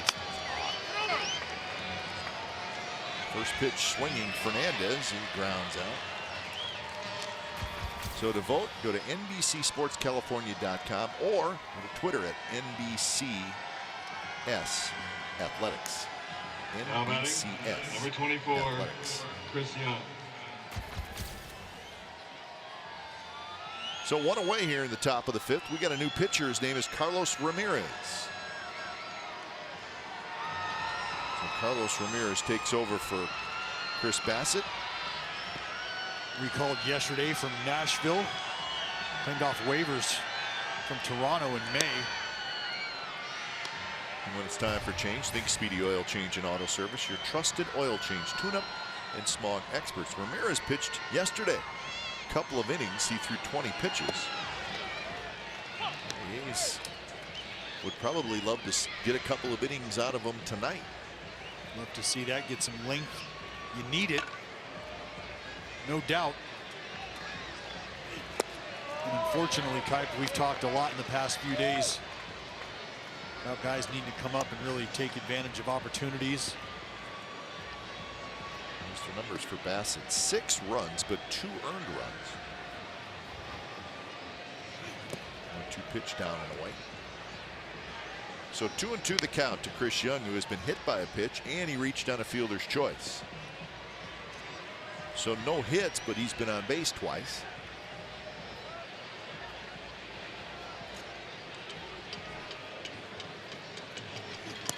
Missed again outside, so now it's 3-2.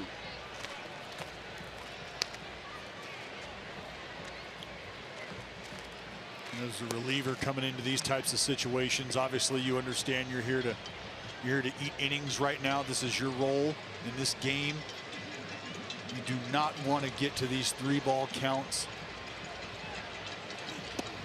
And that one misses inside. So Ramirez was ahead in the count, but Young ends up walking. He's been on base 3 times. It's so tough because you come up and you want to make an impact. You want to let the club know you made the right decision in identifying me as somebody that could come up and help the club right now, whether it be because I've been performing well or it be because it's a numbers thing and you just need me. The fact is I'm here and I want to come out and I want to perform. I've got a lot going on mentally though, and that's what's tough for guys like this in this situation. You get the call, you want to be an impact.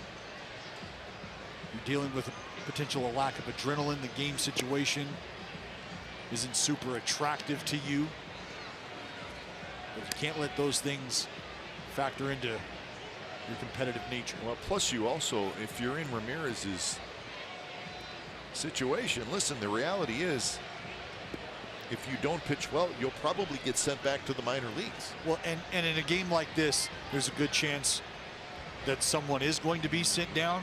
And to your point, if you're the one throwing up goose eggs, little pop up, and that's going to fall. Fired a second, but getting there in time is Chris Young. So Cheno has his second bloop hit. He's 2 for 3. Well, again, fighting this off the cup. Piscotti coming in. You can see him try to deep the runner there, just in an effort to try to buy himself a little more time. Here's the deke. Flash like you got it. Not the case. Chris Young, he's a vet. Number 16, Nolan. Good effort, though.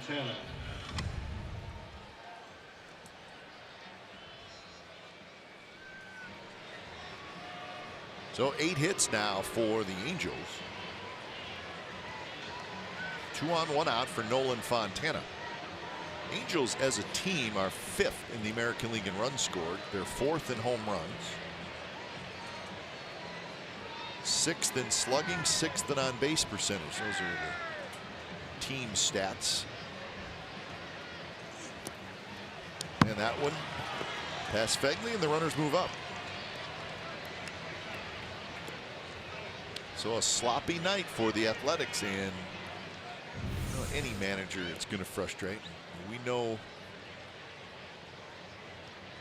how games like this drive Bob Melvin crazy, because your team just doesn't look good. Doesn't mean it's not good, but it doesn't look good in that specific night, and tonight's one of those nights. Again, a couple early defensive miscues put you behind the 8 ball out of the gate. So games like these where things can start to compound themselves. You're trying to, we hear it a lot, right? Trying to do too much. What does that mean? Well, it means trying to do more than A, you're probably capable of at that point in time, but B, then you need to worry about doing. That take by Fontana. Now it's 3-0 with Kinsler waiting in the on-deck circle.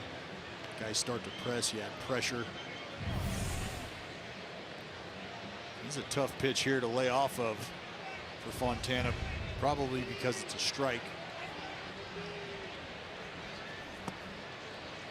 And there's the walk. So second walk in the inning, and now the big fellas are coming up with the bases loaded. Oh, Ian Kinsler, he's got the power potential, has had it his entire career, and he's a guy aggressive early, especially on the fastball, a hunter of heaters. And if you make a mistake with a fastball, Ian Kinsler will make you pay.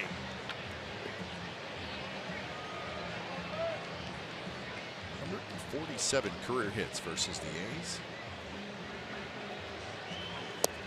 As many years with the Rangers and the Tigers, and now with the Angels.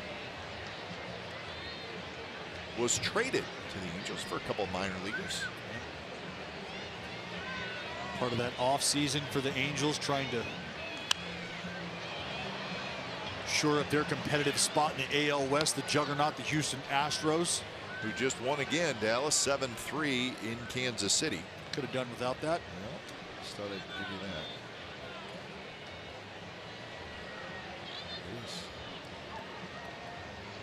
Evan Gattis only hit 1 home run tonight. He saves the 2 homer games for the A's. That's nice of him. 1-1 pitch, that's low, 2-1. The Mariners had a 3-1 lead going to the top of the 3rd inning over the Red Sox, and I just looked up, and it's the Red Sox 6, the Mariners 3, and James Paxton's been knocked out of the game. Still just the 3rd inning. Big Maple is struggling. Yeah, well, he didn't get any help. Saw where the Mariners have made 4 errors in the first 3 innings. And really, if you think about those 4 errors and the way that ball game has obviously shaped up, and you think about the miscues here, that just lets you know at the big league level you cannot give away outs. And if that is something that happens as a pitcher, you try to do your best to pitch around those things to cover up from not only yourself, guys behind you. So Ramirez walks a run in. It's now 7-0. Well, that's going to bring us to our Ford Smart Play of the Day, brought to you by your California Ford dealers. And it's been the Mike Trout Show from the first AB on. Kite got himself a few knocks tonight. Talk about the outstanding season he's having. Well, Kal-El from Krypton, the Anaheim Angels' own version of Superman. Well, he's been Superman tonight. He's 3 for 3 with 3 singles, 2 runs scored, and now he bats with the bases loaded and 1 out against a struggling Carlos Ramirez. And he lines one down the right field line and foul. You will see Mike Trout, maybe the game's best hitter. You will see him foul a lot of balls down the right field line where he's actually a little bit late on his swing. What you won't see him do is chase very often because he waits as long as he can, right? It's about letting it get deep, right? You let the ball travel in the zone. You stay inside the baseball. These are old hallmarks, old fundamentals of the art. So he will be late on some pitches, right? Occasionally, like you see him foul balls like he just did. But think about another guy who used to jam himself late on baseballs, a guy by the name of Derek Sanderson Jeter. Absolutely. And this one's hit toward right center. Smolinski was shaded that way. Machado tags up. He's going to come in to score. Fontana to third. It's a sacrifice fly for Mike Trout, and now it's 8-0. The Angels lead.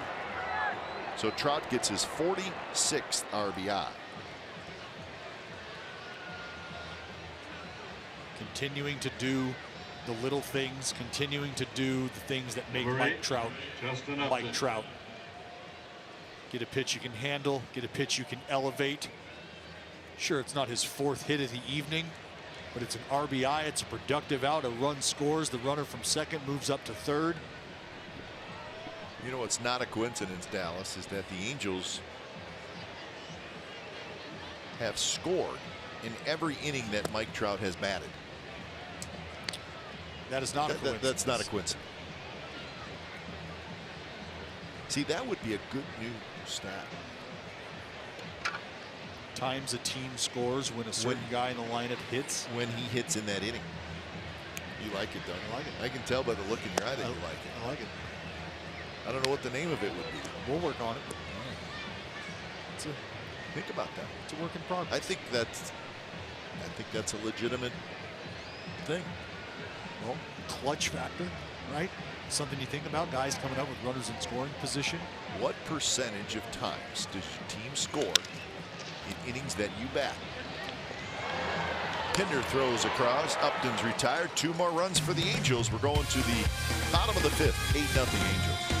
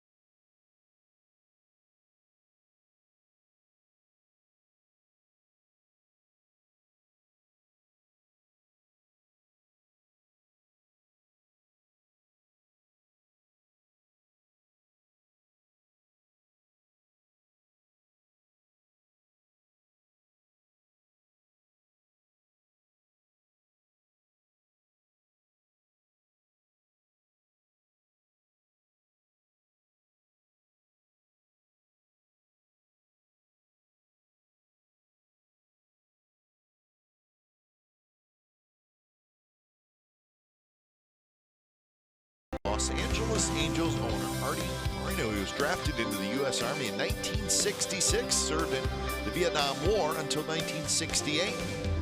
Brought the Angels back in 2003. And they have been an extremely successful franchise. They won their lone World Series title right after, or right before he bought the team, excuse me. They won it 2002. Disney owned it at that time. Bought it from the mouse.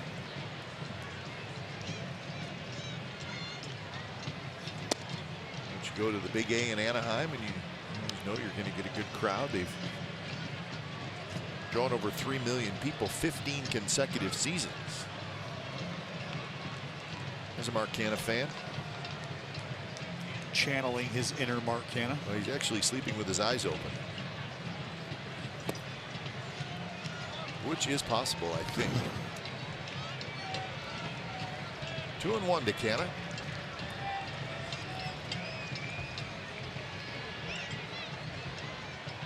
Canha struck out in the second inning. Changeup at 85 miles an hour. Skaggs has gotten better about using that pitch as well against right-handed hitters. Keep these guys off balance. You know about the great curveball.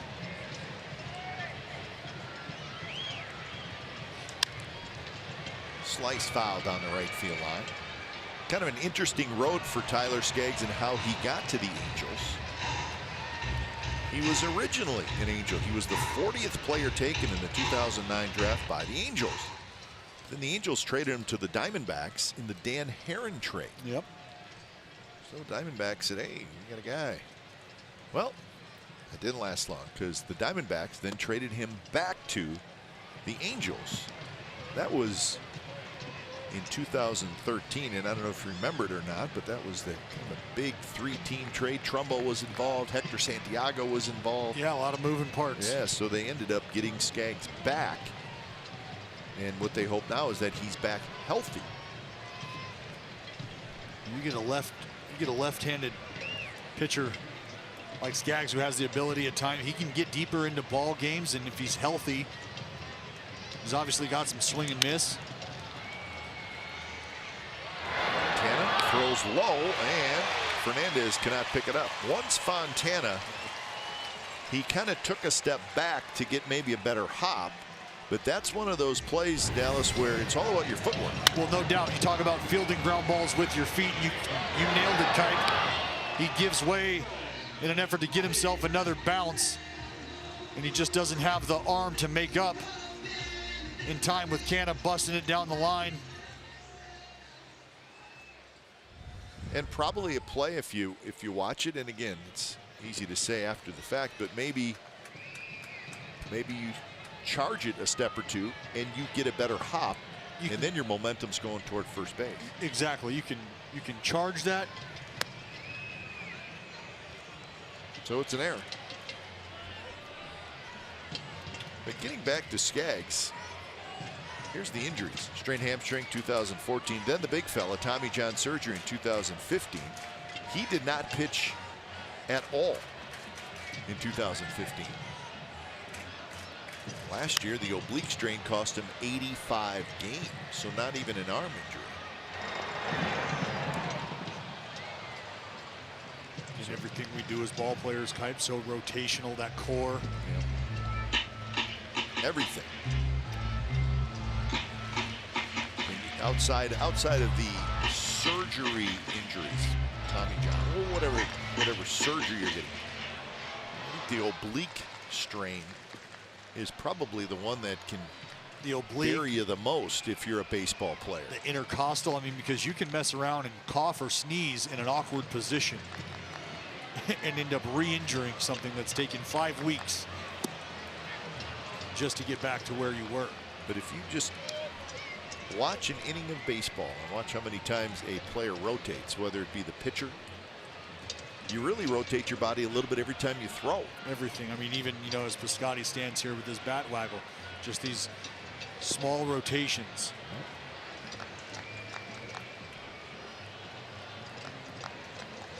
Canna the runner at first.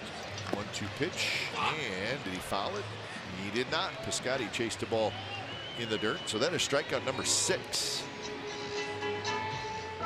Well, the Oakland A's are proud to debut affordable and fun ways for families and students to enjoy A's baseball. And among them great programs is an offer for 2 free kids tickets with every purchase of 1 adult ticket for Monday through Thursday home games from now through the month of August. In addition, the Summer Home Run Readers program and the Summer Sluggers program are ways for kids to win tickets. So for more information to purchase tickets, visit athletics.com/family for more details. Second at bat for Smolinski. He hit a ball hard to left field in the third.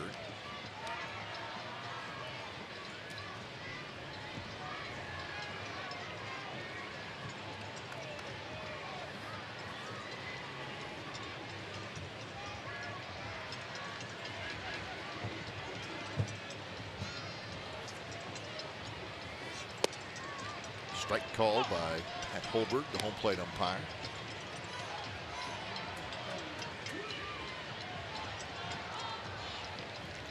Remember, Jake Smolinski made his debut on the mound. He did. The other night.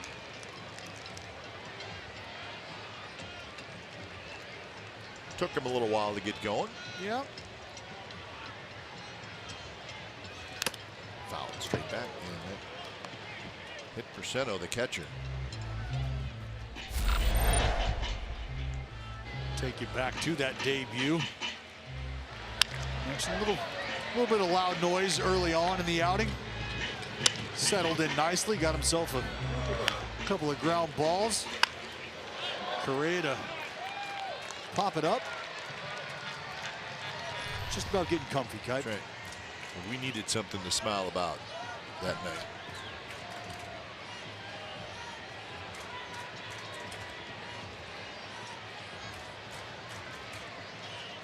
0-2 to Smolinski, and a big curveball, and he got him. So he buried it down and in on 0-2. Well, we came into the game knowing that this was going to be an approach for Skaggs. The curveball has been a weapon for him. Swing and miss on strikes on that curveball is up to 12% from 10% last year. Swings within the zone on that pitch up as well to 50% from 53% last year. He's throwing that pitch for strikes. He's putting guys away with it.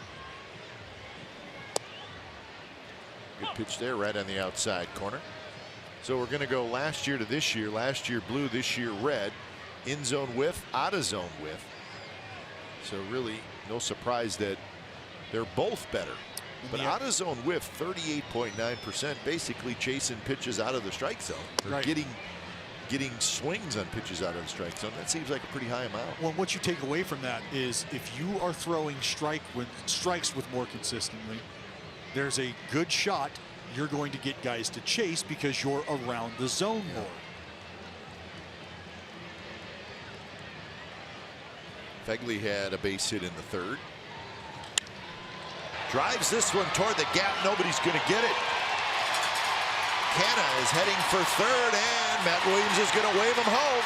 The throw to the plate is not quite in time, and Canna scores 8-1.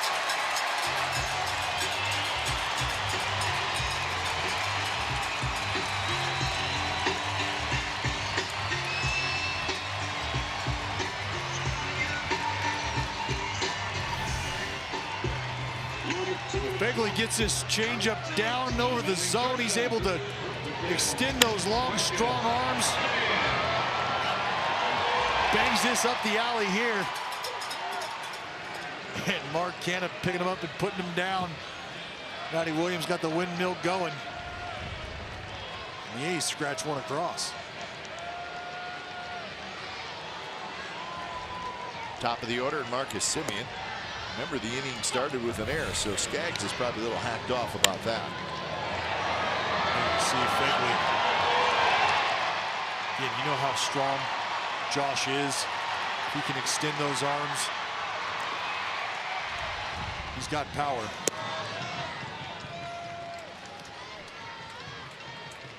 One and one to Semien, who has struck out and grounded to third.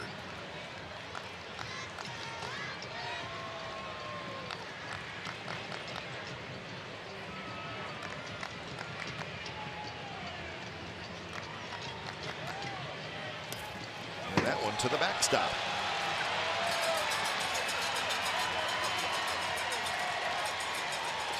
Well, that would be the changeup again, Kite. Trying to get ahead. Semien here. Going to the changeup in that 1-1 count. Looking to get to 1-2. This one just sails on him.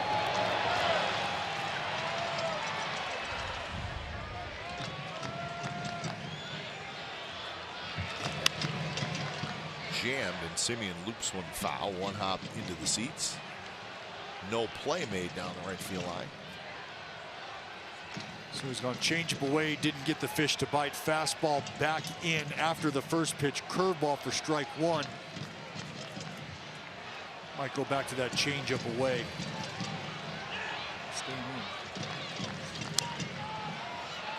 So there's that big curveball, or is that a slider? That's the curveball. At times he'll shorten it up a little if he's trying to pitch to contact. Take a look at StatCast on that Fegley double up the alley. 104 off the wood. Look at Canna from first to third in under 11 seconds. It's motoring. Another breaking ball, and Marcus spoils that pitch.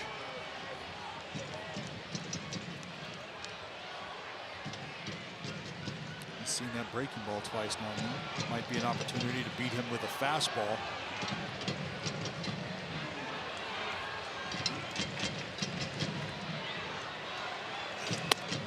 Well, he went with a fastball, but it was very high. Full count.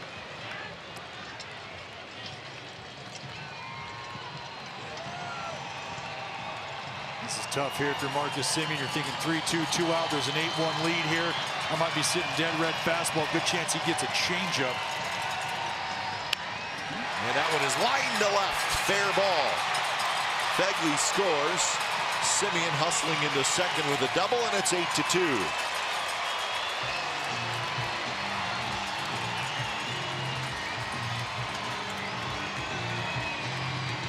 RBI number 26 for Marcus Semien. Well, it wasn't the changeup, Kai, but it is soft coming to him, and it's 76. Up in the zone enough to be handled. Marcus Semien gets that curveball, sends it into left field. Fegley comes cruising in, nice and easy. It's back-to-back doubles for the green and gold.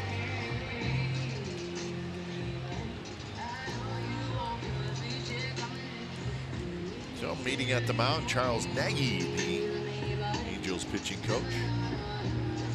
Now batting third baseman, number 18, and Pinder. So here's Pinder. Pinder has walked and he has singled.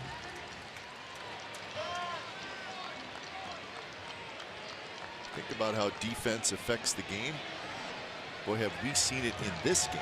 No question about it.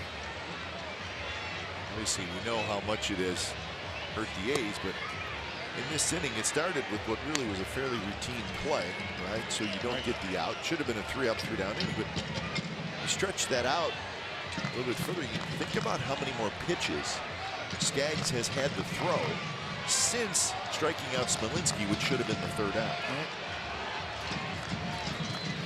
You're probably talking about, and we don't know because the inning's over, but just guesstimate, maybe 12 to 15 more pitches. That's an inning. That's a whole nother inning. You are absolutely correct. Plus, it has forced him to have a high stress inning. Right. And those workloads are very different.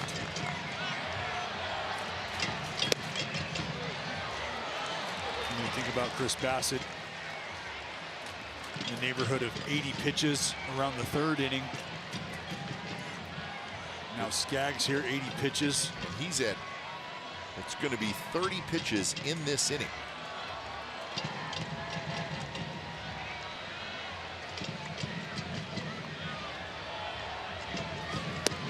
Missed badly, and now it's 3-1, and I think you're seeing a little frustration set in as well. Well, you saw the frustration on the face of Skaggs after that error was committed. And he locked it back in to get 2 quick strikeouts back-to-back. And now the back-to-back doubles. Seems like he's lost his control. 3-1 pitch is hit high in the air to right field. That's Chris Young. Chris Young makes the catch. And that will do it for the A's. They get a couple of runs, a couple of doubles, 8-2 after 5.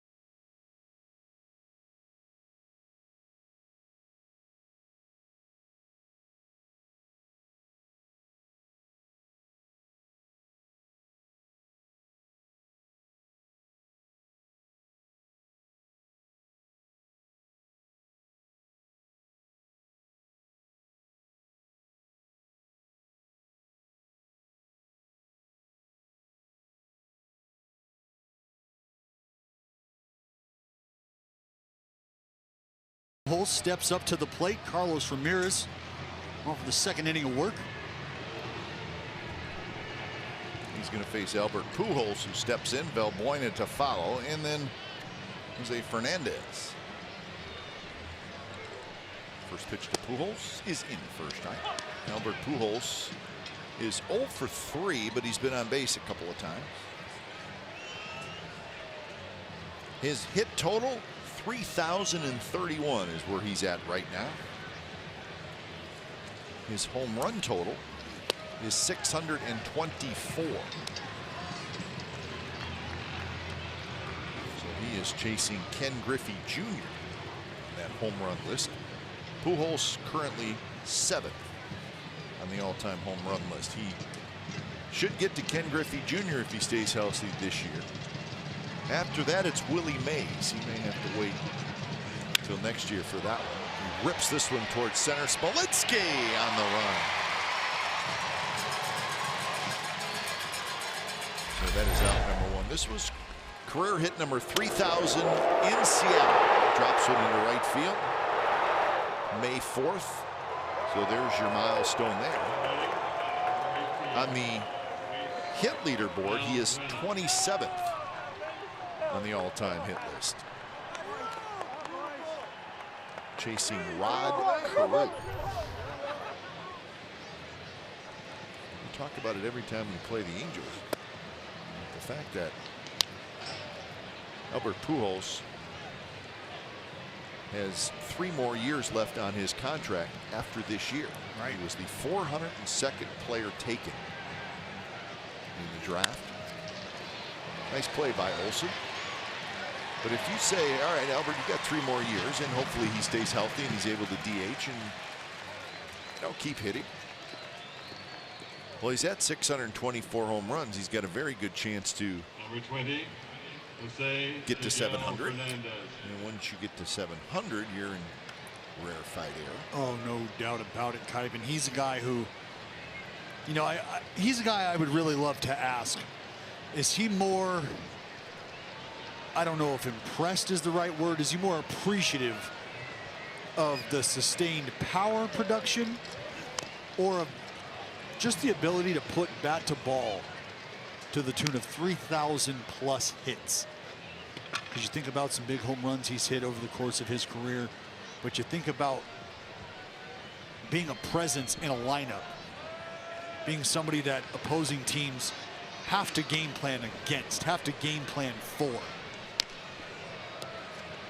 And knowing that his hitting prowess, not just the power, but his ability to shoot the ball everywhere throughout the entirety of his career.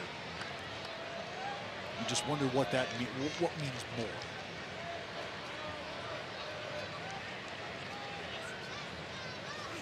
Outside to Jose Fernandez.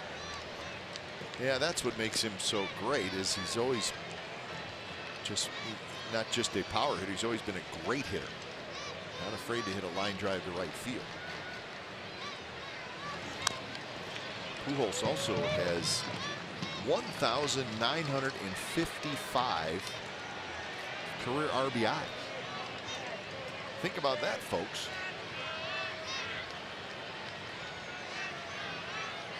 He has 14 seasons of 100 or more RBI.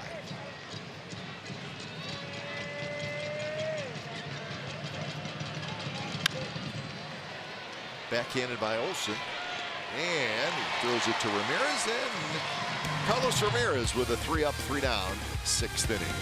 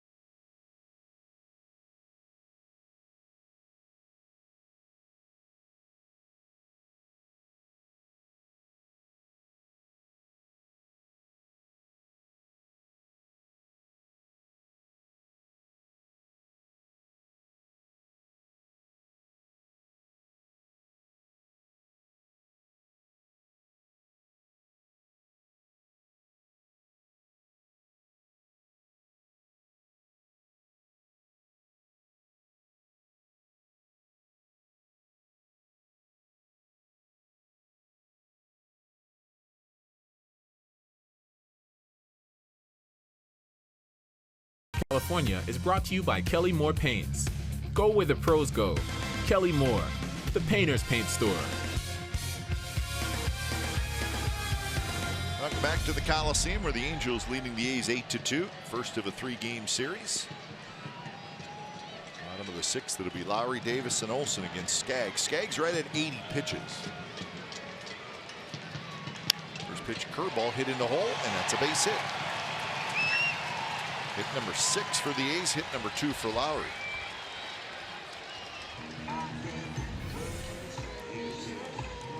Well, it's that big bender that we talked about. We knew Skaggs, second, third time through, is going to come in spinning that breaking ball. Jed Lowry got himself one last time, got a knock, runs it back here again against Skaggs.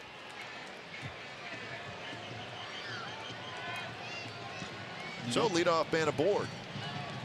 Trying to put some more pressure on Skaggs. They got a couple runs in the 5th. Interesting note, Kike, you mentioned Skaggs right at 80 pitches. Jed Lowry featuring an on-base percentage of .636 against pitchers who have thrown at least 80 pitches in a game. On base percent. That's right. So it was coming. Right guy to lead off this inning. So when they get a little tired, Jed's the guy. Out at second, out at first, and that's a double play. That's the 3rd double play turned by the Angels tonight. That'll help keep the pitch count down. That'll help extend the life of an outing for a pitcher. Skaggs here, working it inside again. KD on over to Valbuena, to Kinsler for the finish. You can see Skaggs. So here's Olsen, who has struck out and grounded out.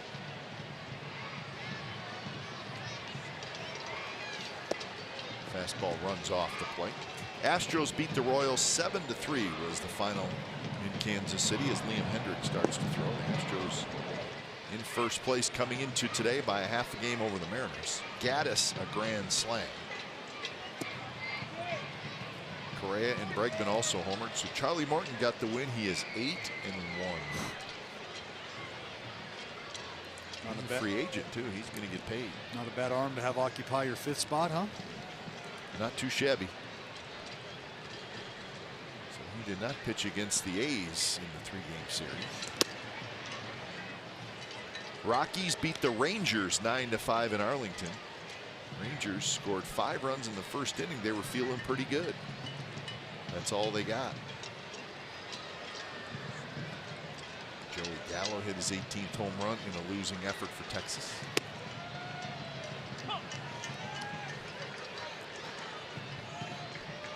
A's will play the Rockies this year in Denver. That's right. 3-game weekend series. Big chopper. Olsen runs pretty well for a big guy, but Skaggs is able to get over there. And that will do it for the A's. The double play helps Skaggs.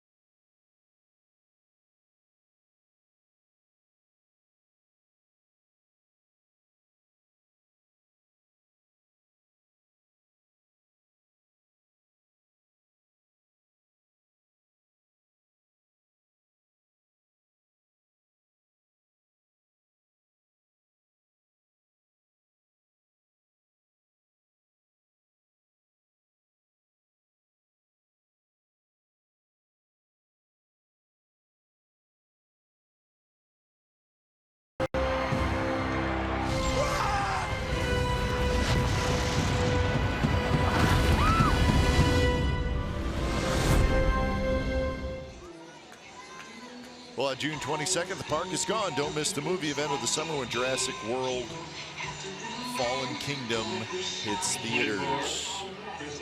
Lay off Eck, man. He's a Hall of Famer. Don't touch a stash.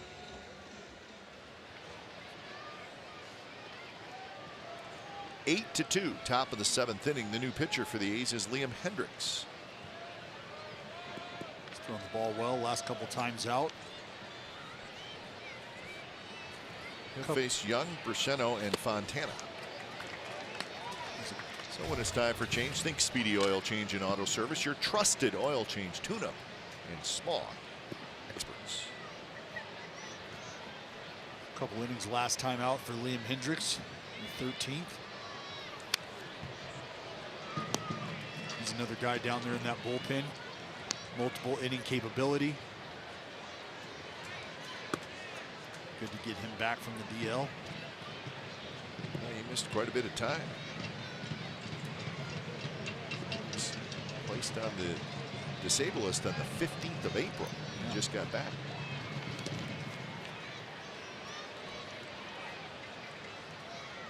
He had some issues with that hip. The hip taken care of. Frees it up.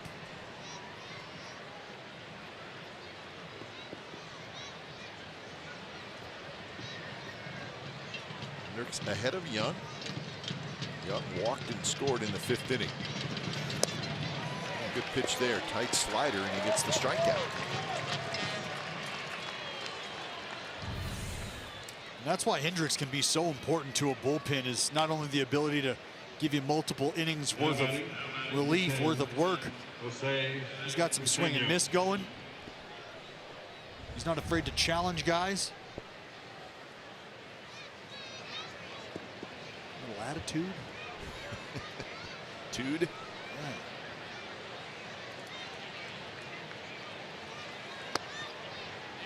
A bit high to Jose Perseno,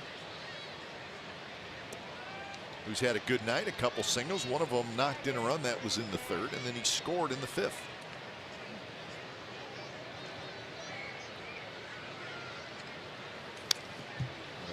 A mighty swing, and he fouled it straight back. Perseno giving a day off to Martin Maldonado, the Gold Glover. Perseno, remember when the A's got Andrelton Simmons from the Braves a couple years ago? He was part of that trade.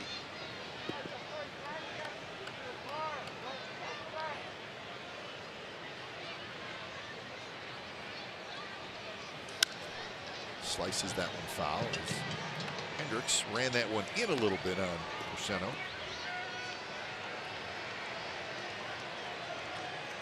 The Angels made that move for Simmons and have not looked back. No. Braves got a good young pitcher, Newcomb. Yes, Sean Newcomb, who is just in the big leagues this year. And he's done like well. He's pretty good. He's done very well. The Angels felt it was worth it to get Simmons, and I can see why. Simmons having another good year. That's starting to finally come around for Simmons and catch up to that glove, which I don't know if it'll ever catch up to that glove, because that is platinum. Yep. But he's become a pretty dangerous offensive player for the Angels. Obviously on the disabled list, sprained ankle right now, but I always thought he is very dangerous down in the lower part of the Angel lineup. And how about that? A freak accident too, Kite. That one is drilled toward the left field corner, and one hops the wall. Canna gets it quickly, and now a hesitation by Perseno, and he gets to second. He was going to stop, and I don't know, he may have read that the throw was offline, and then he took off for second. That's exactly what happened. Mark Hanna does an amazing job of getting to this ball quickly, plays the carom very nicely, and makes a nice strong throw, but clearly towards the outfield side of second base. And you see a little hesitation here.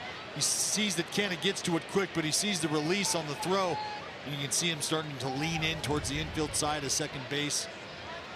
And that's just reading a throw that wasn't on target. So hit number 9 for the Angels, 3 of them by Percento. First pitch is a strike in the outside corner. This is Nolan Fontana. Fontana playing in place of Andrelton Simmons. Third baseman Cozart, he's out as well. 21 games for the Salt Lake City Bees, batting close to 300, 282 for Fontana. 8 doubles, 2 triples, a homer.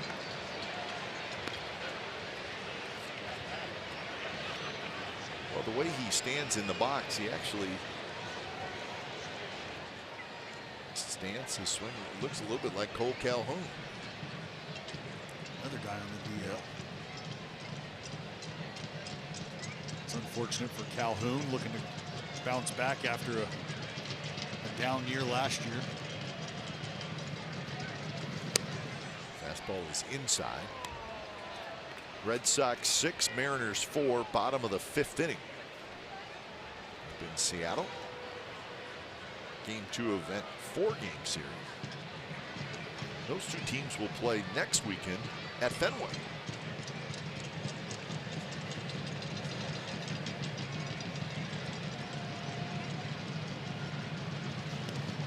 One was blocked nicely by Fegley. Seems like it's been a while since the A's have seen the Mariners, and it has been. We won't see them till the middle of August. For a while. Oh.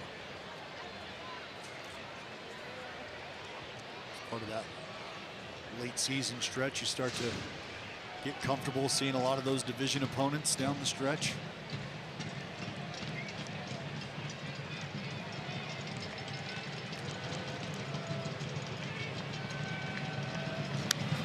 Pitch is fouled straight back by Nolan Fontana. Kinsler will be next.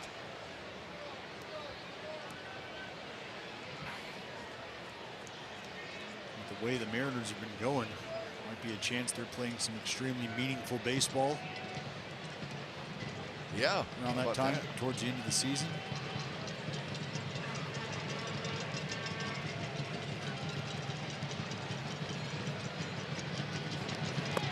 Man, that's low, so it's 3-2. By the way, that Astros win, we failed to mention it was their 9th consecutive win. 8 of those 9 wins have come on this road trip. So they are 8-0 so far on their 10-game road trip. Houston Astros. Hit hard. Nice play by Olsen. Trot to the bag. He's got good hands at first base, doesn't he? I mean, and it's so nonchalant at times. Just ho-hum. Will snag you a little in-betweener backhand job here. This one shot up the line. Little forehand on display. Smooth over there. So here's Kinsler. Percento is now at third base. Kinsler is 1 for 3. He was homered, and he walked with the bases loaded to pick up an RBI.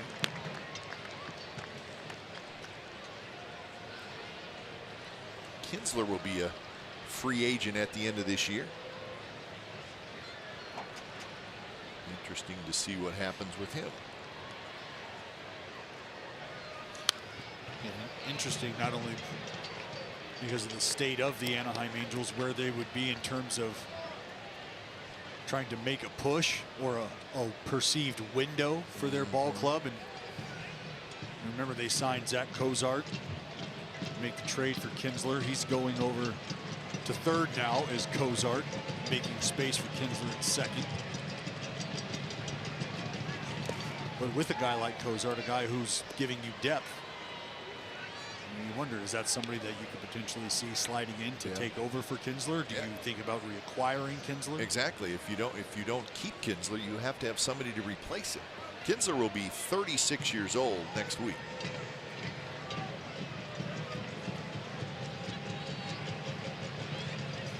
And he chases a good slider by Hendricks. Side retired. Couple of strikeouts for Liam Hendricks. 7th inning stretch time. 8-2 Angels.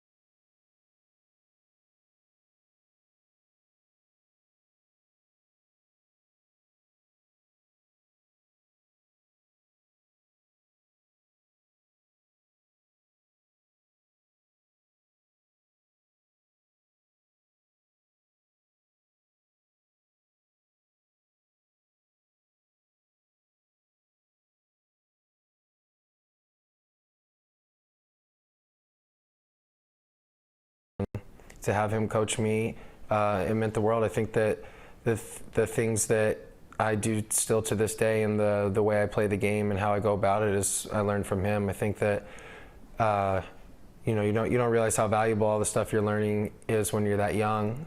For me, it was just, I was just listening to my dad, and he seemed to have the right idea. But you learn that he did teach you the right way. Well, the Father's Day memory brought to you by Wendy's. So Matt Chapman talking about his father's father, a very nice man. He's at the ballpark a lot. Well, whatever he was teaching his son, well done, be on the field or off, very, very well done. If he taught him how to play third base, very well done. Good job. Matt Chapman with that sore hand. Had an MRI today, and there was no structural damage, so that's good news. Great news. The bad news is it's still sore.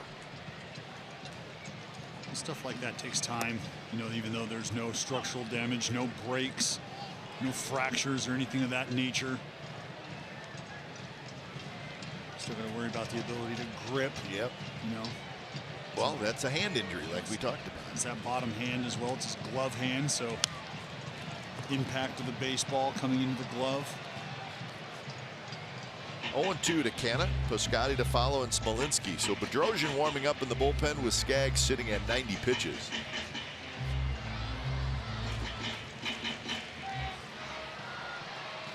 And for the A's, it's Emilio Pagan.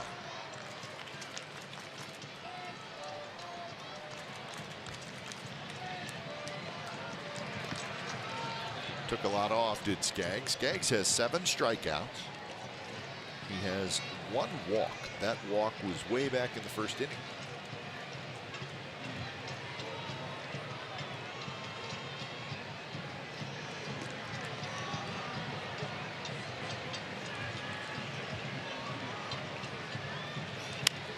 Pop up.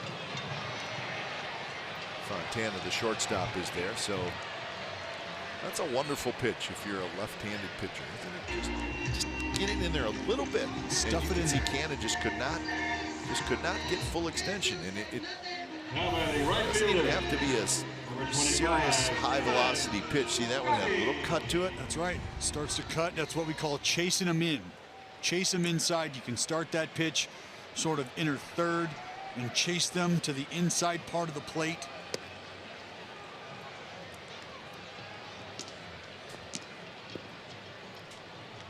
Well, the cutter, it's a great pitch if you can control it. You can put it where you want to put it. And I think with where Skaggs works from, he works from the third base side of the rubber. Slight cross-body action.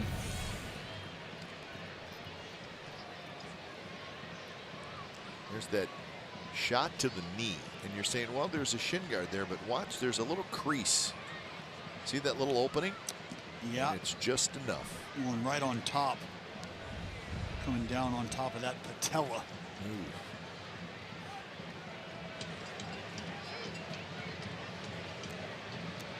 Yeah, and then of course you have to squat. Right. Got to bend. Let's make sure it's okay. Gee whiz. You see they're working from the third base side. Change up at 81 miles an hour. And working from the third base side, and he is slight crossbody, not a ton. But he sort of creates that angle and work in on those righties. And that one is ripped toward the left field corner by Piscotty. So Piscotty has a 1-out double, and that's his first hit tonight.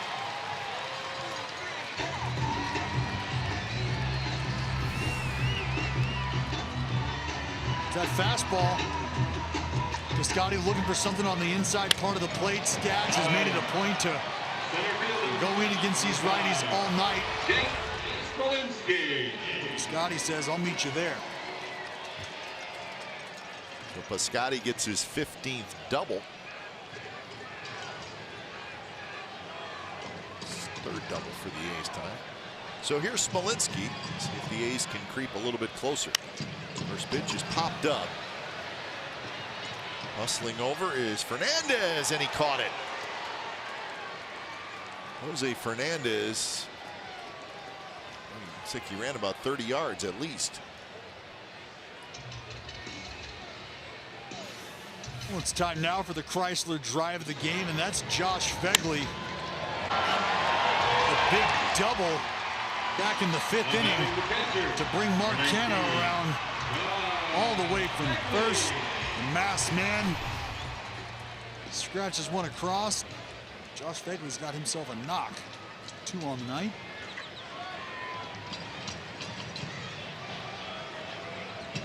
If he can do it again.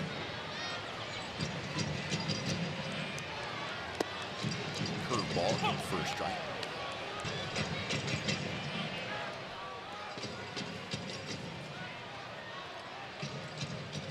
High pitch count this year in a game, 114 for Skaggs. He's also gone up to 112. 114 earlier in the year, Yeah. April, very early.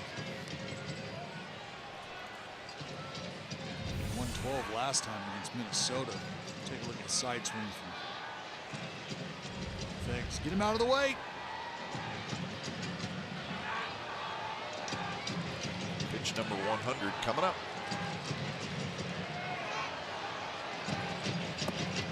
One down and in.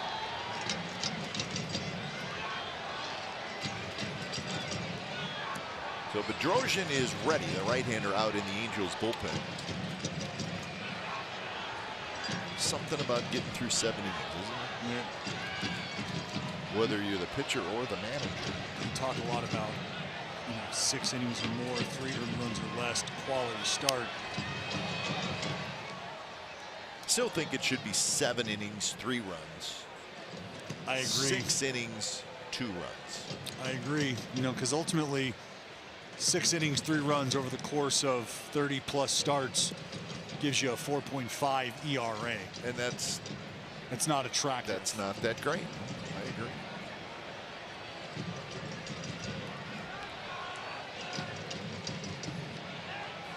Two and 2 to Fegley.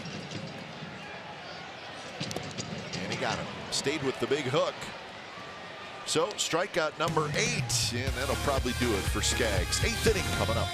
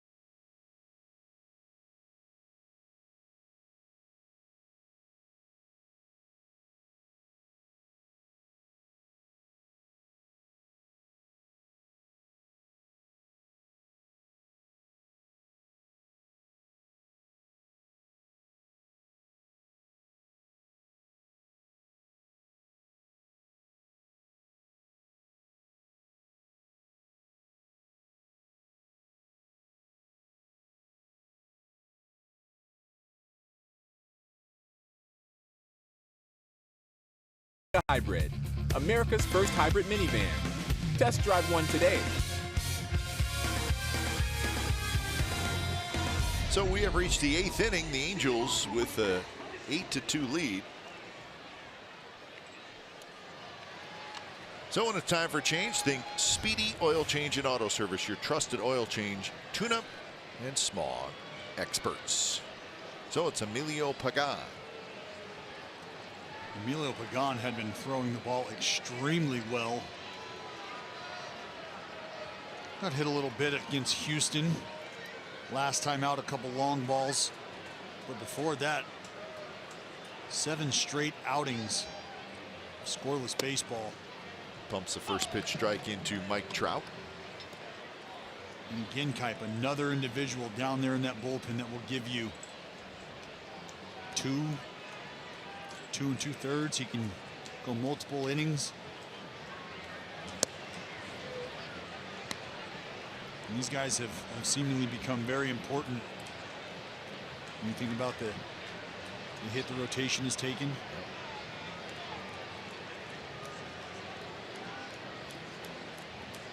1-1 to Trout. At the end of the bat, Trout may have broke his bat. So he'll get a new one. Trout is 3 for 3, 3 singles, a couple of runs scored. He has a sacrifice fly.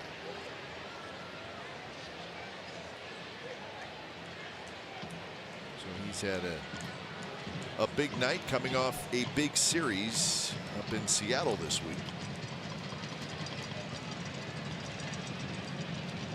So he has 10 hits in his last 14 at bats.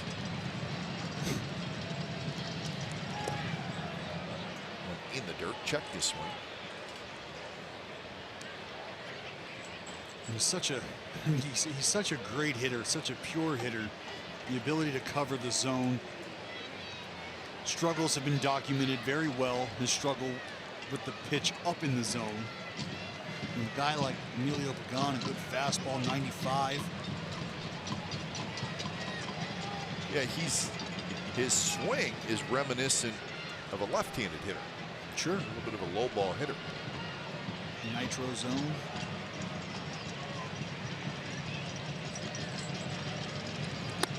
That was a fastball a little bit inside.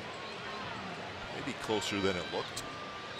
Yeah, and that's all about setup and intended location. That strike zone tends to disappear towards the corners the higher up you go.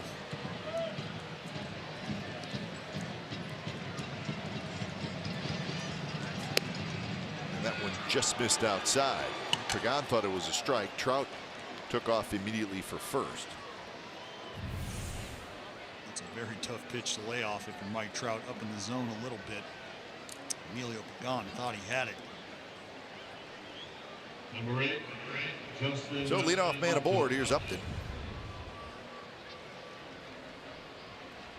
Upton has walked, singled, lined out, and grounded out. So 1 for 3. He has scored a pair of runs. Justin Upton.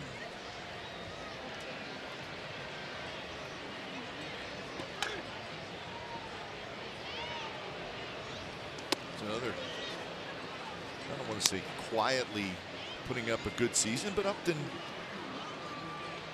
you almost know what you're going to get. He's just kind of the way he is.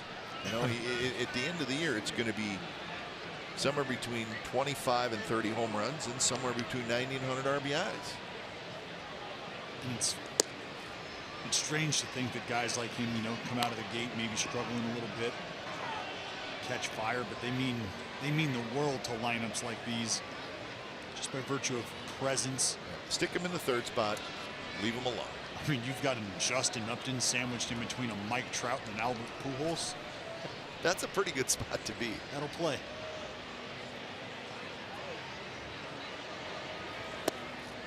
Takes that one low. Now it's 3-0. And there is Albert Pujols waiting in the on-deck circle. Bassett went 4. Carlos Ramirez went 2. Liam Hendricks went 1. And now Pagan here in the 8th inning.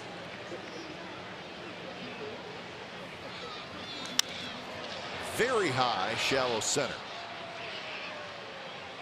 Smolinski makes the catch. So 1 out here in the top of the 8th. But make sure you join us tomorrow. Game 2 of this 3-game series against the Angels. There's your pitching matchup. A couple of lefties, John Lamb and Sean Manaea. Coverage begins at 12:30 with A's pregame live. And you can now stream the A's on the go with NBCSportsCalifornia.com and the NBC Sports app. So you may be saying, John Lamb, what? Wait, what? Well, Tropiano was supposed to start. Yep. He's on the disabled list. John Lamb is not on the active roster right now. He will be tomorrow. So there will be another transaction that the Angels will have to make tomorrow. But it will be the lefty John Lamb. So Lamb and Manaya. So Manaya will be looking for his 6th win of the year. I saw the numbers for Lamb down there in Salt Lake. 13 starts, 3.44 ERA. And the Angels looking for reinforcements in their starting rotation as well. Showed you the graphic earlier about all the injuries. Graphic, there wasn't room to put all the injuries out.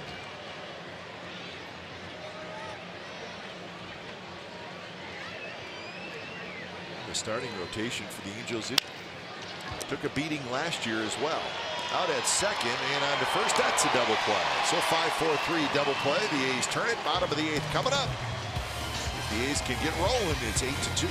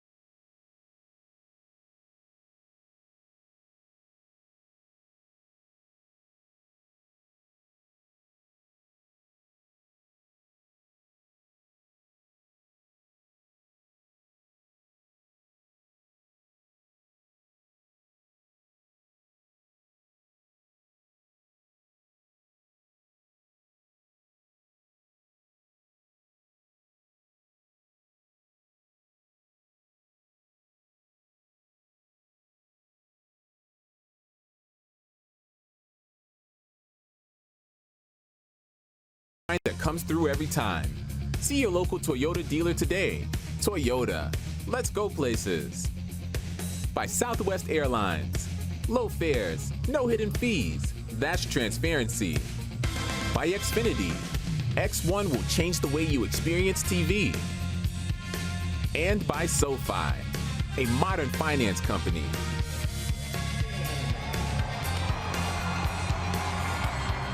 Game summary brought to you by your local Toyota dealers. 8-9-1 for the Angels, 2-7-2 for the Athletics. Tyler Skaggs was good. 7 innings. Did not allow an earned run. He had 8 strikeouts. Chris Bassett got knocked around, and in fairness to Chris Bassett, he was not sharp, but he did not get much help from the defense tonight. 6 runs, but 2 earned runs. So the new pitcher is Cam Bedrosian.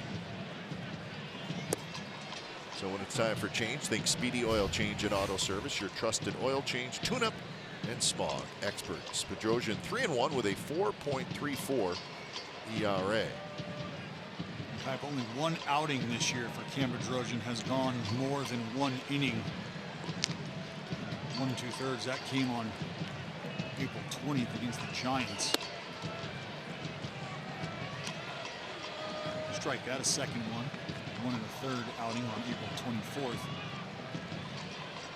Cam Bedrosian is now 26 years old. And he's been up and down between the Angels and the big leagues really for the last 4 years. Toward left field, pretty high, pretty deep, but in the ballpark, and Upton grabs it. And I think there's a couple years where the Angels would like to hand the ball to Cam Bedrosian and let him be their closer, but he has not grabbed the job. And that's the thing, he's think about ninth inning guys, you want to come up and you want to see consistency over a long period of time. Maybe that's just not what Cam Bedrosian has provided the Anaheim Angels. Keenan Middleton kind of took over the closer job, but he's Tommy John. He's done. Jim Johnson just went on the disabled list. Lou Trevino getting loose. Last year, Bedrosian pitched in 48 games. He had 6 saves.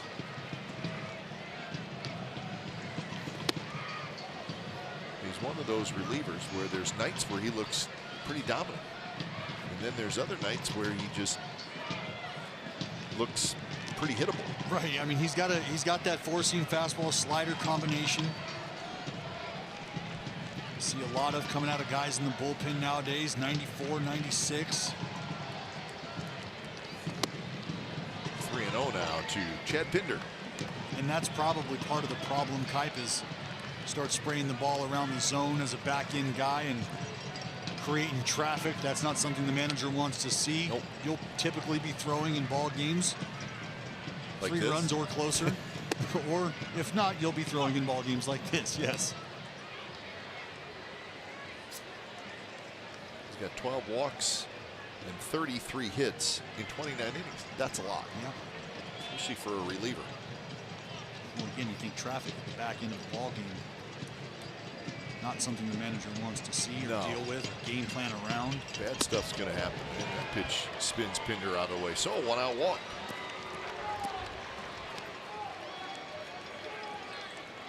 Second walk issued by the Angels tonight.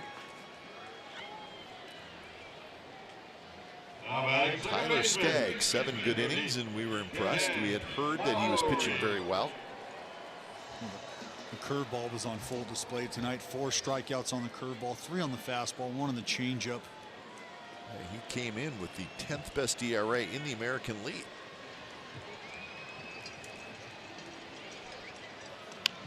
Lowry goes after the first pitch and hits it foul right over the A's dugout.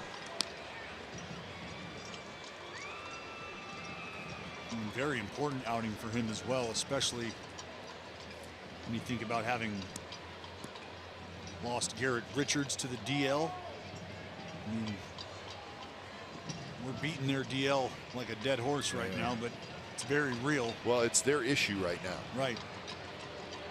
It's the biggest issue for the Angels. Close pitch, a little outside.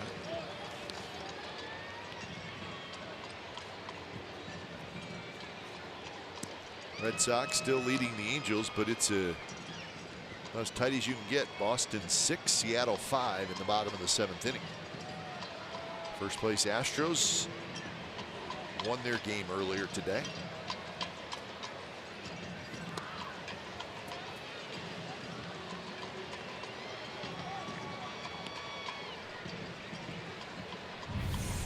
Chino got a little bit of work to do down here on a 96-mile-an-hour fastball. That's not something that they practice blocking, Kipe. 96 in the dirt, not typical. That's not normal stuff. No, that was self-preservation right there.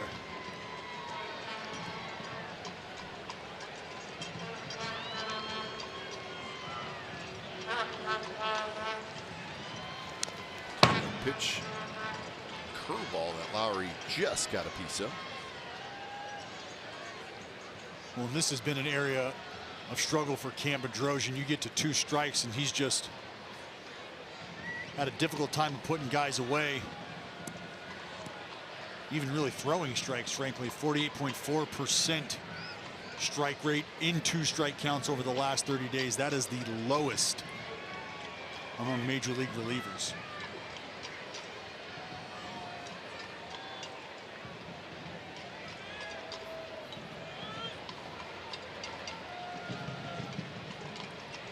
Two pitch. And that one squirts away from Porcena. Pinder stays at first.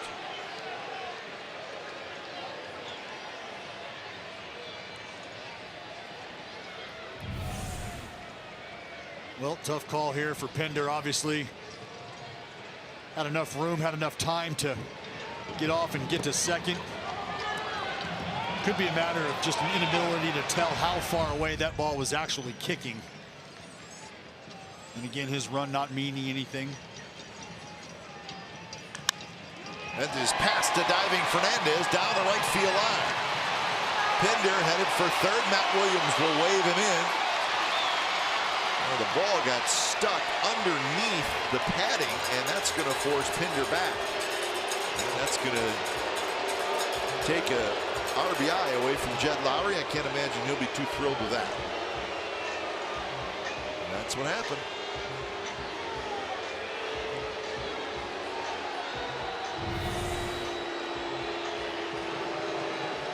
See here, fastball down and in for Jed. Does a good job of dropping the head on it. Chad Pinder hustling all the way around the bases from first. Gets to third, sees the windmill. Matty Williams cranking. Pinder's on his horse and riding. There it is. Hold up. Wouldn't you know it? Unbelievable. It's kind of how things have gone for the Oakland A's tonight. Flag for the crowd for an elbow. Matter going to second base, runner stopping at third. So second and third, one out. Here is Chris Davis. Designated hitter, number 2. Chris Davis struck out in the second, then he hit into a double play in the fourth, and he hit into a double play in the sixth. That's Justin Anderson, right-hander starting to throw.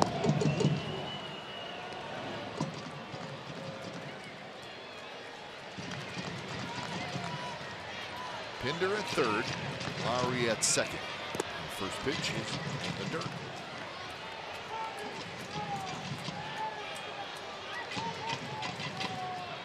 We've seen Bedrosian struggle to locate that off speed right now.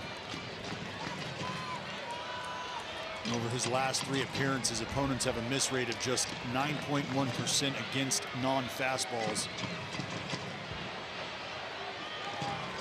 So for him, it's about locating this, and when he does, it hasn't been great in the zone. And that one off the glove of Purcell, and Pinder's going to come in to score. The ball rolls all the way over in front of the A's dugout. In fact, that's a cross up there. It did not look right. Something was weird there. You know, he gets the heater. He's going to bring out the trainer, Jeff Collins. Check on Briseño. See here, he's probably waiting for this thing to finish up. He's not going to check on Briseño. This is the home plate umpire he's going to check on. Our guy, Pat Hoberg. It's right here. Scary situation if you're the umpire. Even scarier if you're Briseño behind home plate. Not even an opportunity to knock it down.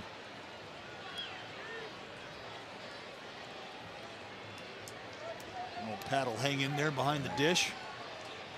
That's 95 on a cool night off the forearm, no deflection. Right off the forearm. Feeling good? You know that spot where there's not a lot of meat on the bone? Yeah. So 2-0, and the pitch is a curveball for a strike, 2-1. So 8-3 as Pinder comes in to score.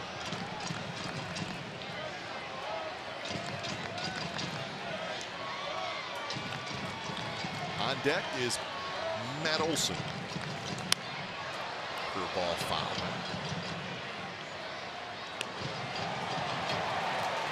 Bedrosian at 19 pitches. Uh-oh, I think we got a play. They may not sleep tonight. Oh, he did. Yes! Reminds you of the Sandlot. Oh, that's awesome. Just that put your glove up. That's right. I'll take care of the rest. Smalls made the play. Strike 3 called on the outside corner. So Chris Davis strikes out. Well, we off the plate. We mentioned Bedrosian not really having success getting the chase on the breaking balls. Decides to go hard away here against KD. Catches him looking, think KD might have been sitting something else. So now the A's need a hit from Olson with Lowry at third, 2 outs.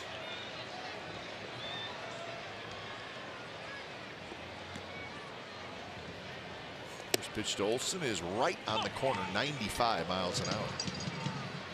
Olson has struck out and grounded out twice.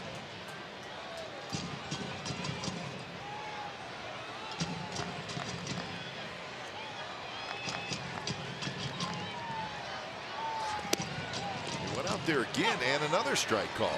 Ball's off the plate, just like the strike to Chris Davis was, and all of a sudden Pat Holbert is just pumping that right arm. Well, and you see Busheno doing a great job of getting around this baseball and bringing it back over the outside part of the plate. He's got a slight body turn as well, creating an angle of deception for that home plate umpire. Those catchers work themselves out to the corner of the plate and angle their body so that pitches coming away, they're able to sort of get around, beat to a spot, and dress it up for the umpire, and it makes it look a heck of a lot more appetizing than it really was coming out of the hand initially.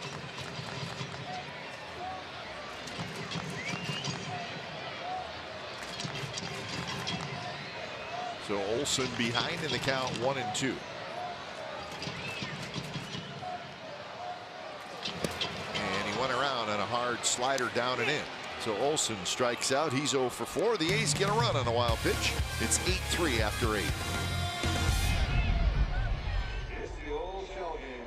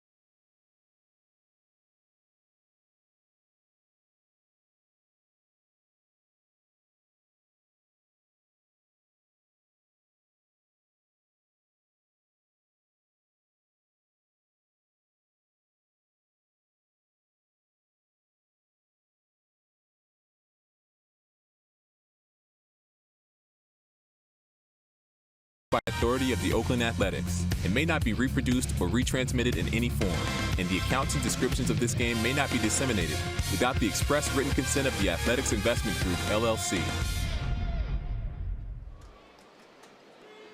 Angels 8, A's 3, top of the 9th inning. As Luis Valbuena steps in. New pitcher for the Athletics. He's the 5th pitcher of the night. That's Lou Trevino. So when it's time for change, think Speedy Oil Change and Auto Service, your trusted oil change tune-up and smog experts. Appearance number 22 for Trevino. 3-1, 1.82 ERA. Haven't seen Lou in about a week or so. Time to get him an inning. Get him some work. Saw him last time against the Kansas City Royals way back on June 8th. Yeah, that was the Sunday. It was the Friday. So yeah, it's been a week. Olson has it. Olson will trot to the bag. So Valbuena is 0 for 5. And here's the first baseman, Jose Fernandez. Now batting, number Fernandez 20, knocked in a run in the 3rd inning with a single. He's 1 for 4. Fernandez.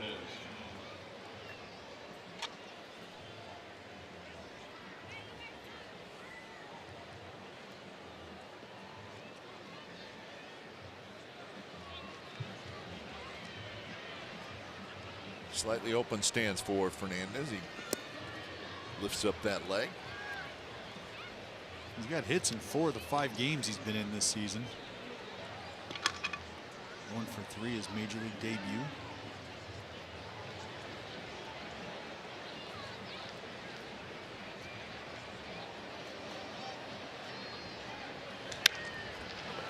Got jammed a little bit. Grounds it right to Lowry. 2 away.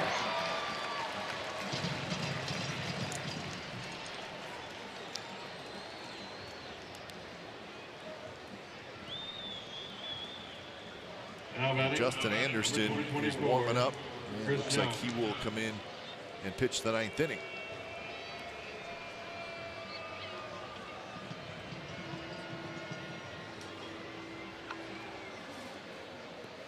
So here's Chris Young, his 5th at bat. He's been on base 3 times tonight. Hit by pitch, a fielder's choice, and a walk. Got a good rip at the first pitch.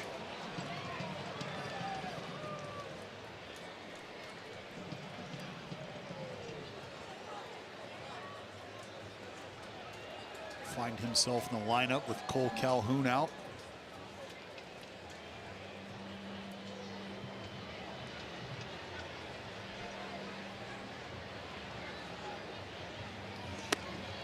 Inside.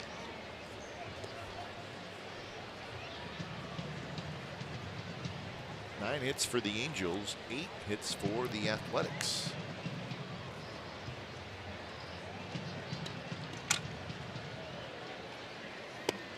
A's have allowed 4 unearned runs today. I was going to say, Kai, I think you made a great point earlier in the broadcast. 2 errors for the Athletics, 1 error for the Angels. All errors of which led to scoring. Yep.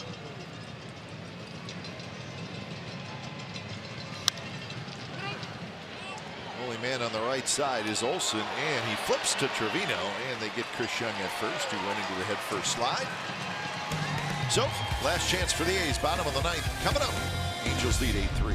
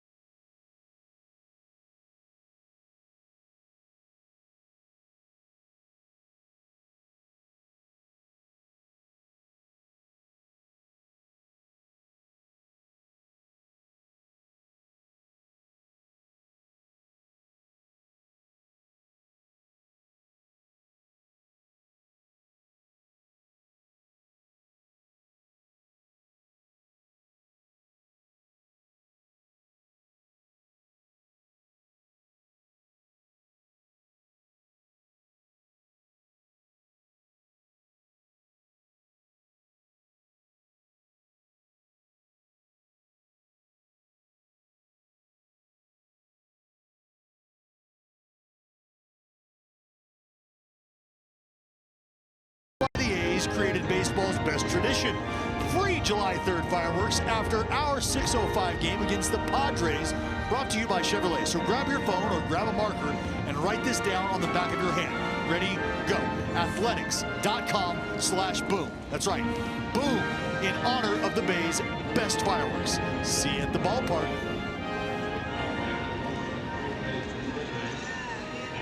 Those folks are getting themselves ready for tonight's fireworks. Oh, yeah. Coming up after the game, they'll file onto the field, get comfortable. Leading off, Bottom of the 9th, it's 8-3. Mark. And this is Justin Anderson trying to make a mark in that Angels bullpen, and he's done that so far. He's got 30 strikeouts in 22 innings, but a lot of walks. A lot of walks, but he's got some horse power, Kipe, and you see there 84 on the slider, all the way up to 99. The 100-mile-an-hour mark at times. He's hit the century mark a couple times this year. David Fletcher is now at third. Valbuena goes over to first. But you're right, with Kenyon Middleton down, some much-needed help in that bullpen. There's spots there, right? Justin Anderson looking to grab one of those.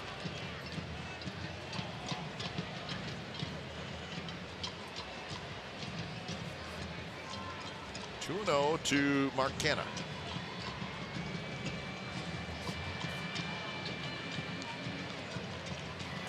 That one in first strike, 97 miles an hour.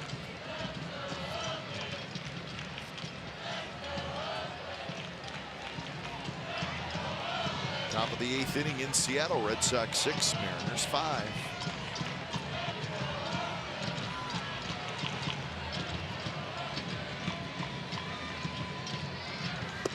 That one drops in first strike on the inside corner. Cannon does not agree.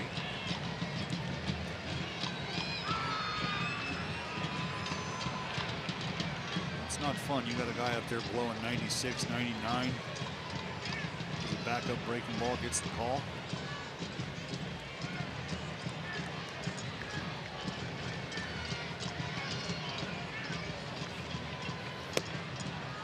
Missed outside, full count. These need a whole bunch of base runners. Piscotty will follow, and then Smolinski. Crowd tonight, a little over 18,000.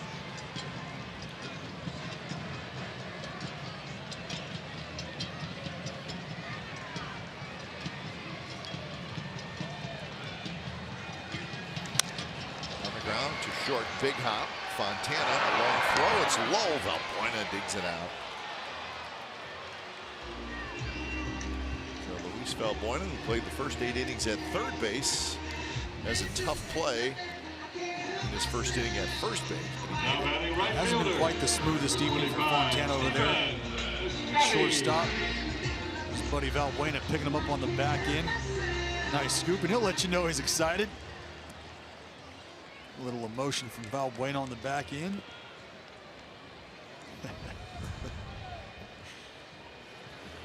Gotta have fun playing this game, Kipe. Yep, you're right.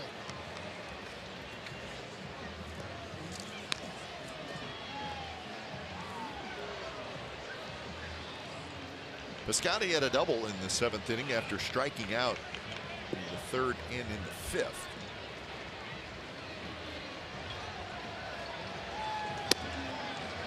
Just a bit hot. Day game tomorrow. 1:05 first pitch with Sean Manaea on the mound for the A's. John Lamb, a lefty for the Angels. Daniel Migden will pitch on Sunday against Andrew Heaney. Manaea and Migden the next 2 days. A's head out on a 3-city road trip to San Diego, Chicago, and Detroit. So just 2 games against the Padres. 4 in Chicago and 4 in Detroit. Had some success against the Central. Up the middle, Piscotty's got 2 hits.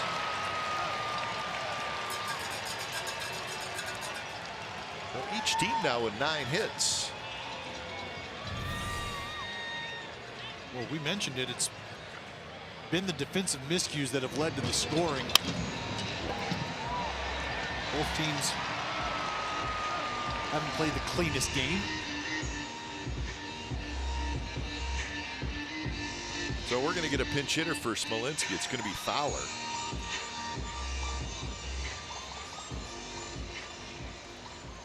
So Smolinski went 0 for 3 in his start in center field. Please, ladies and gentlemen, for the Athletics, adding for Smolinski, number 11, Dustin Fowler. So Fowler steps in. 33 the batting average. 4 homers, 12 RBIs. He's got 1 double. He's got 1 triple.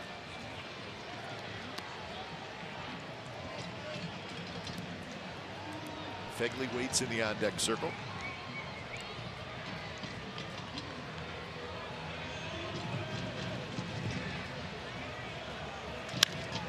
Hit down the left field line, but foul as Biscotti was on the move, not being held on. So they give it to you, you might as well take it.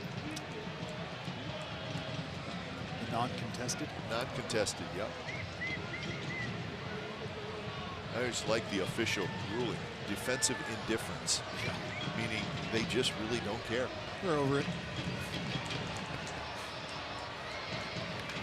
There's a shot off the glove of Kinsler. He scrambles after it. His throw to first will be late. Fowler's aboard. Very hard hit ball. Just rolled a little bit too far away from Kinsler. And that's what running hard out of the box on contact can do for you. For the kids at home, you get into one, you lean on one, maybe it's a one-hopper in the infield, you think you might have had a chance to make a play, you pull up easy, and the next thing you know, you might have had a chance to be standing on first. So take it from Dustin Fowler. Hard 90 out of the box, don't umpire. Do everything you can. Remember, doesn't take skill to hustle. Nope, that's true. Especially if you can show off your speed a little bit. So here's Fegley. He's 2 for 3. Single, double, RBI, and a run scored. So good night for the A's backup catcher, hitting out of the 9th spot. First pitch slider is low. Simeon would be next.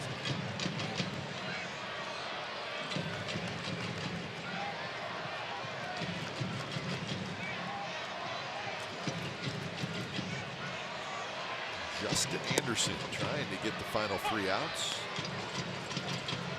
Got to have minor victories here, Dallas, in this inning. Get another guy in the game. Right? I like it. Get somebody up in the bullpen. Try to get him in the game. Try to get Chris Davis up.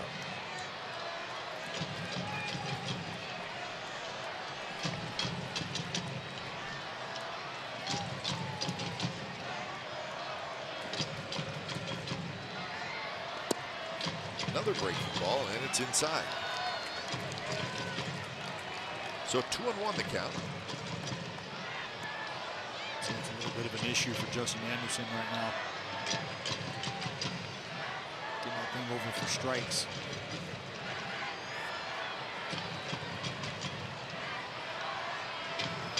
Missed again, and now it's 3-1.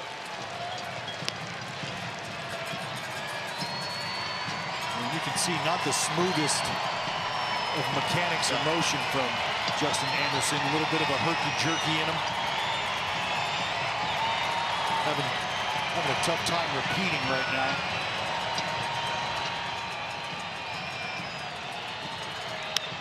Pitch is hit in the air, right field. Young over, may have a play, and he does. Right near the bullpen home plate area. So Fegley got the count in his favor, but just popped it up. So now it's up to Marcus Simeon. Marcus Simeon.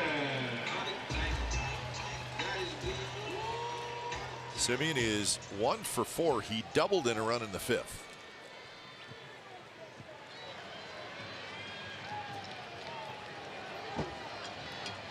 He's got 2 in the 5th, 1 in the 8th.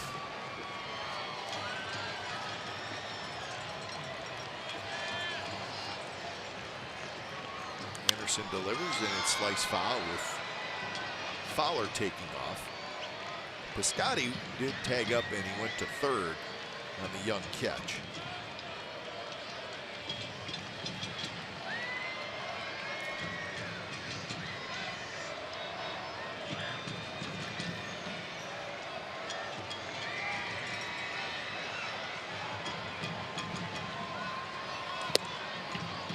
A little bit outside. We saw that time.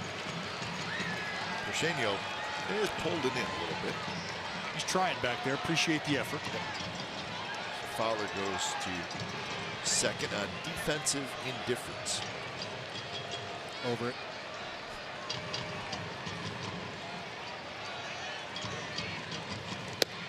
Missed again, 2-1. You can see Briseño motion to him, Anderson. Hey, come towards me.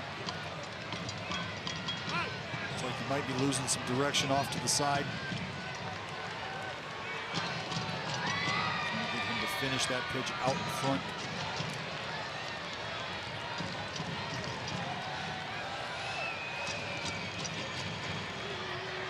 Pitch number 22 coming up by Anderson. Here it is, and missed again. 98. So the count 3-1. Pinder waiting in the on-deck circle.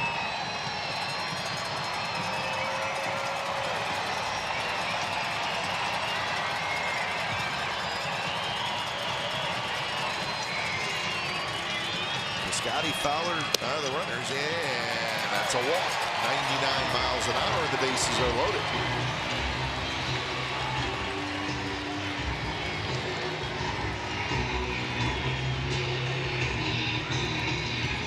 Get some action out in that bullpen. This is where things can start to get very interesting. Obviously here, one swing of the bat away from a one-run ball game. They're going to bring out the trainer.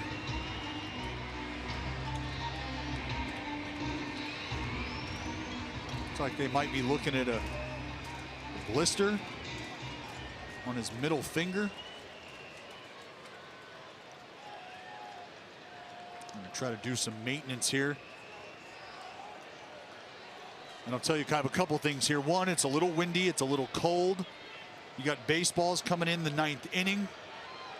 Oftentimes those are not rubbed up the same way that some of the other baseballs are. A little slippery. Oh, you might as well have a cue ball in your hand out there. So while the crowd might not appreciate the effort here for Justin Anderson, we just saw him light up the radar gun at 99 miles an hour. I'd like to have an idea where this thing is going with a blister. That makes it tough.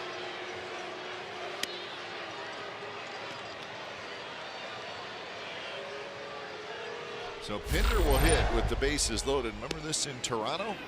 That's right. That was huge. And he knew it. Quite a series for the Athletics.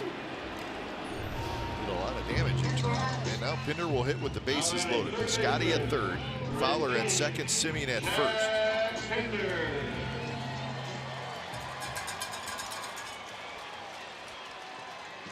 Pinder tonight has walked, singled, hit a fly ball to right, and walked. 1 for 2. He scored a run. Anderson's pitch is a good one. Snaps in there for a strike. And that's what he's been looking for this entire inning.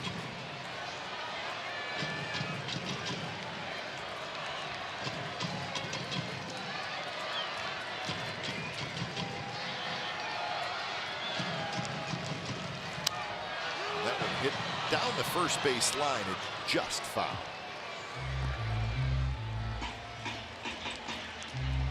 So Anderson gets ahead 0-2 as Blake Parker is throwing in case this inning continues. Well, there it is, Kite. We got him up. That's right. There's one down. Now we got to get him in the game. And then we got to get Chris Davis up. I like where we're at if that happens. That's it. 0-2 pitch, and Pinder checks his swing, holds up. It's a heck of a take by Chad Pinder here. Clearly in swing mode. You got the bags juiced, looking to make an impact. Spits on the breaker away.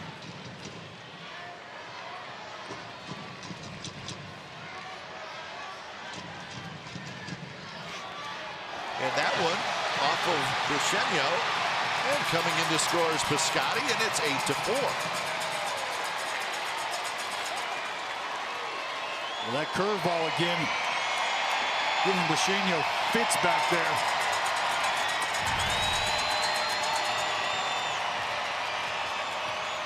You see here coming up, just a very difficult pitch to block for Briseño. Ruled a wild pitch.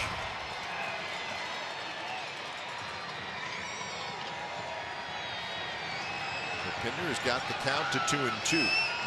Pitch number 28 coming up from Anderson.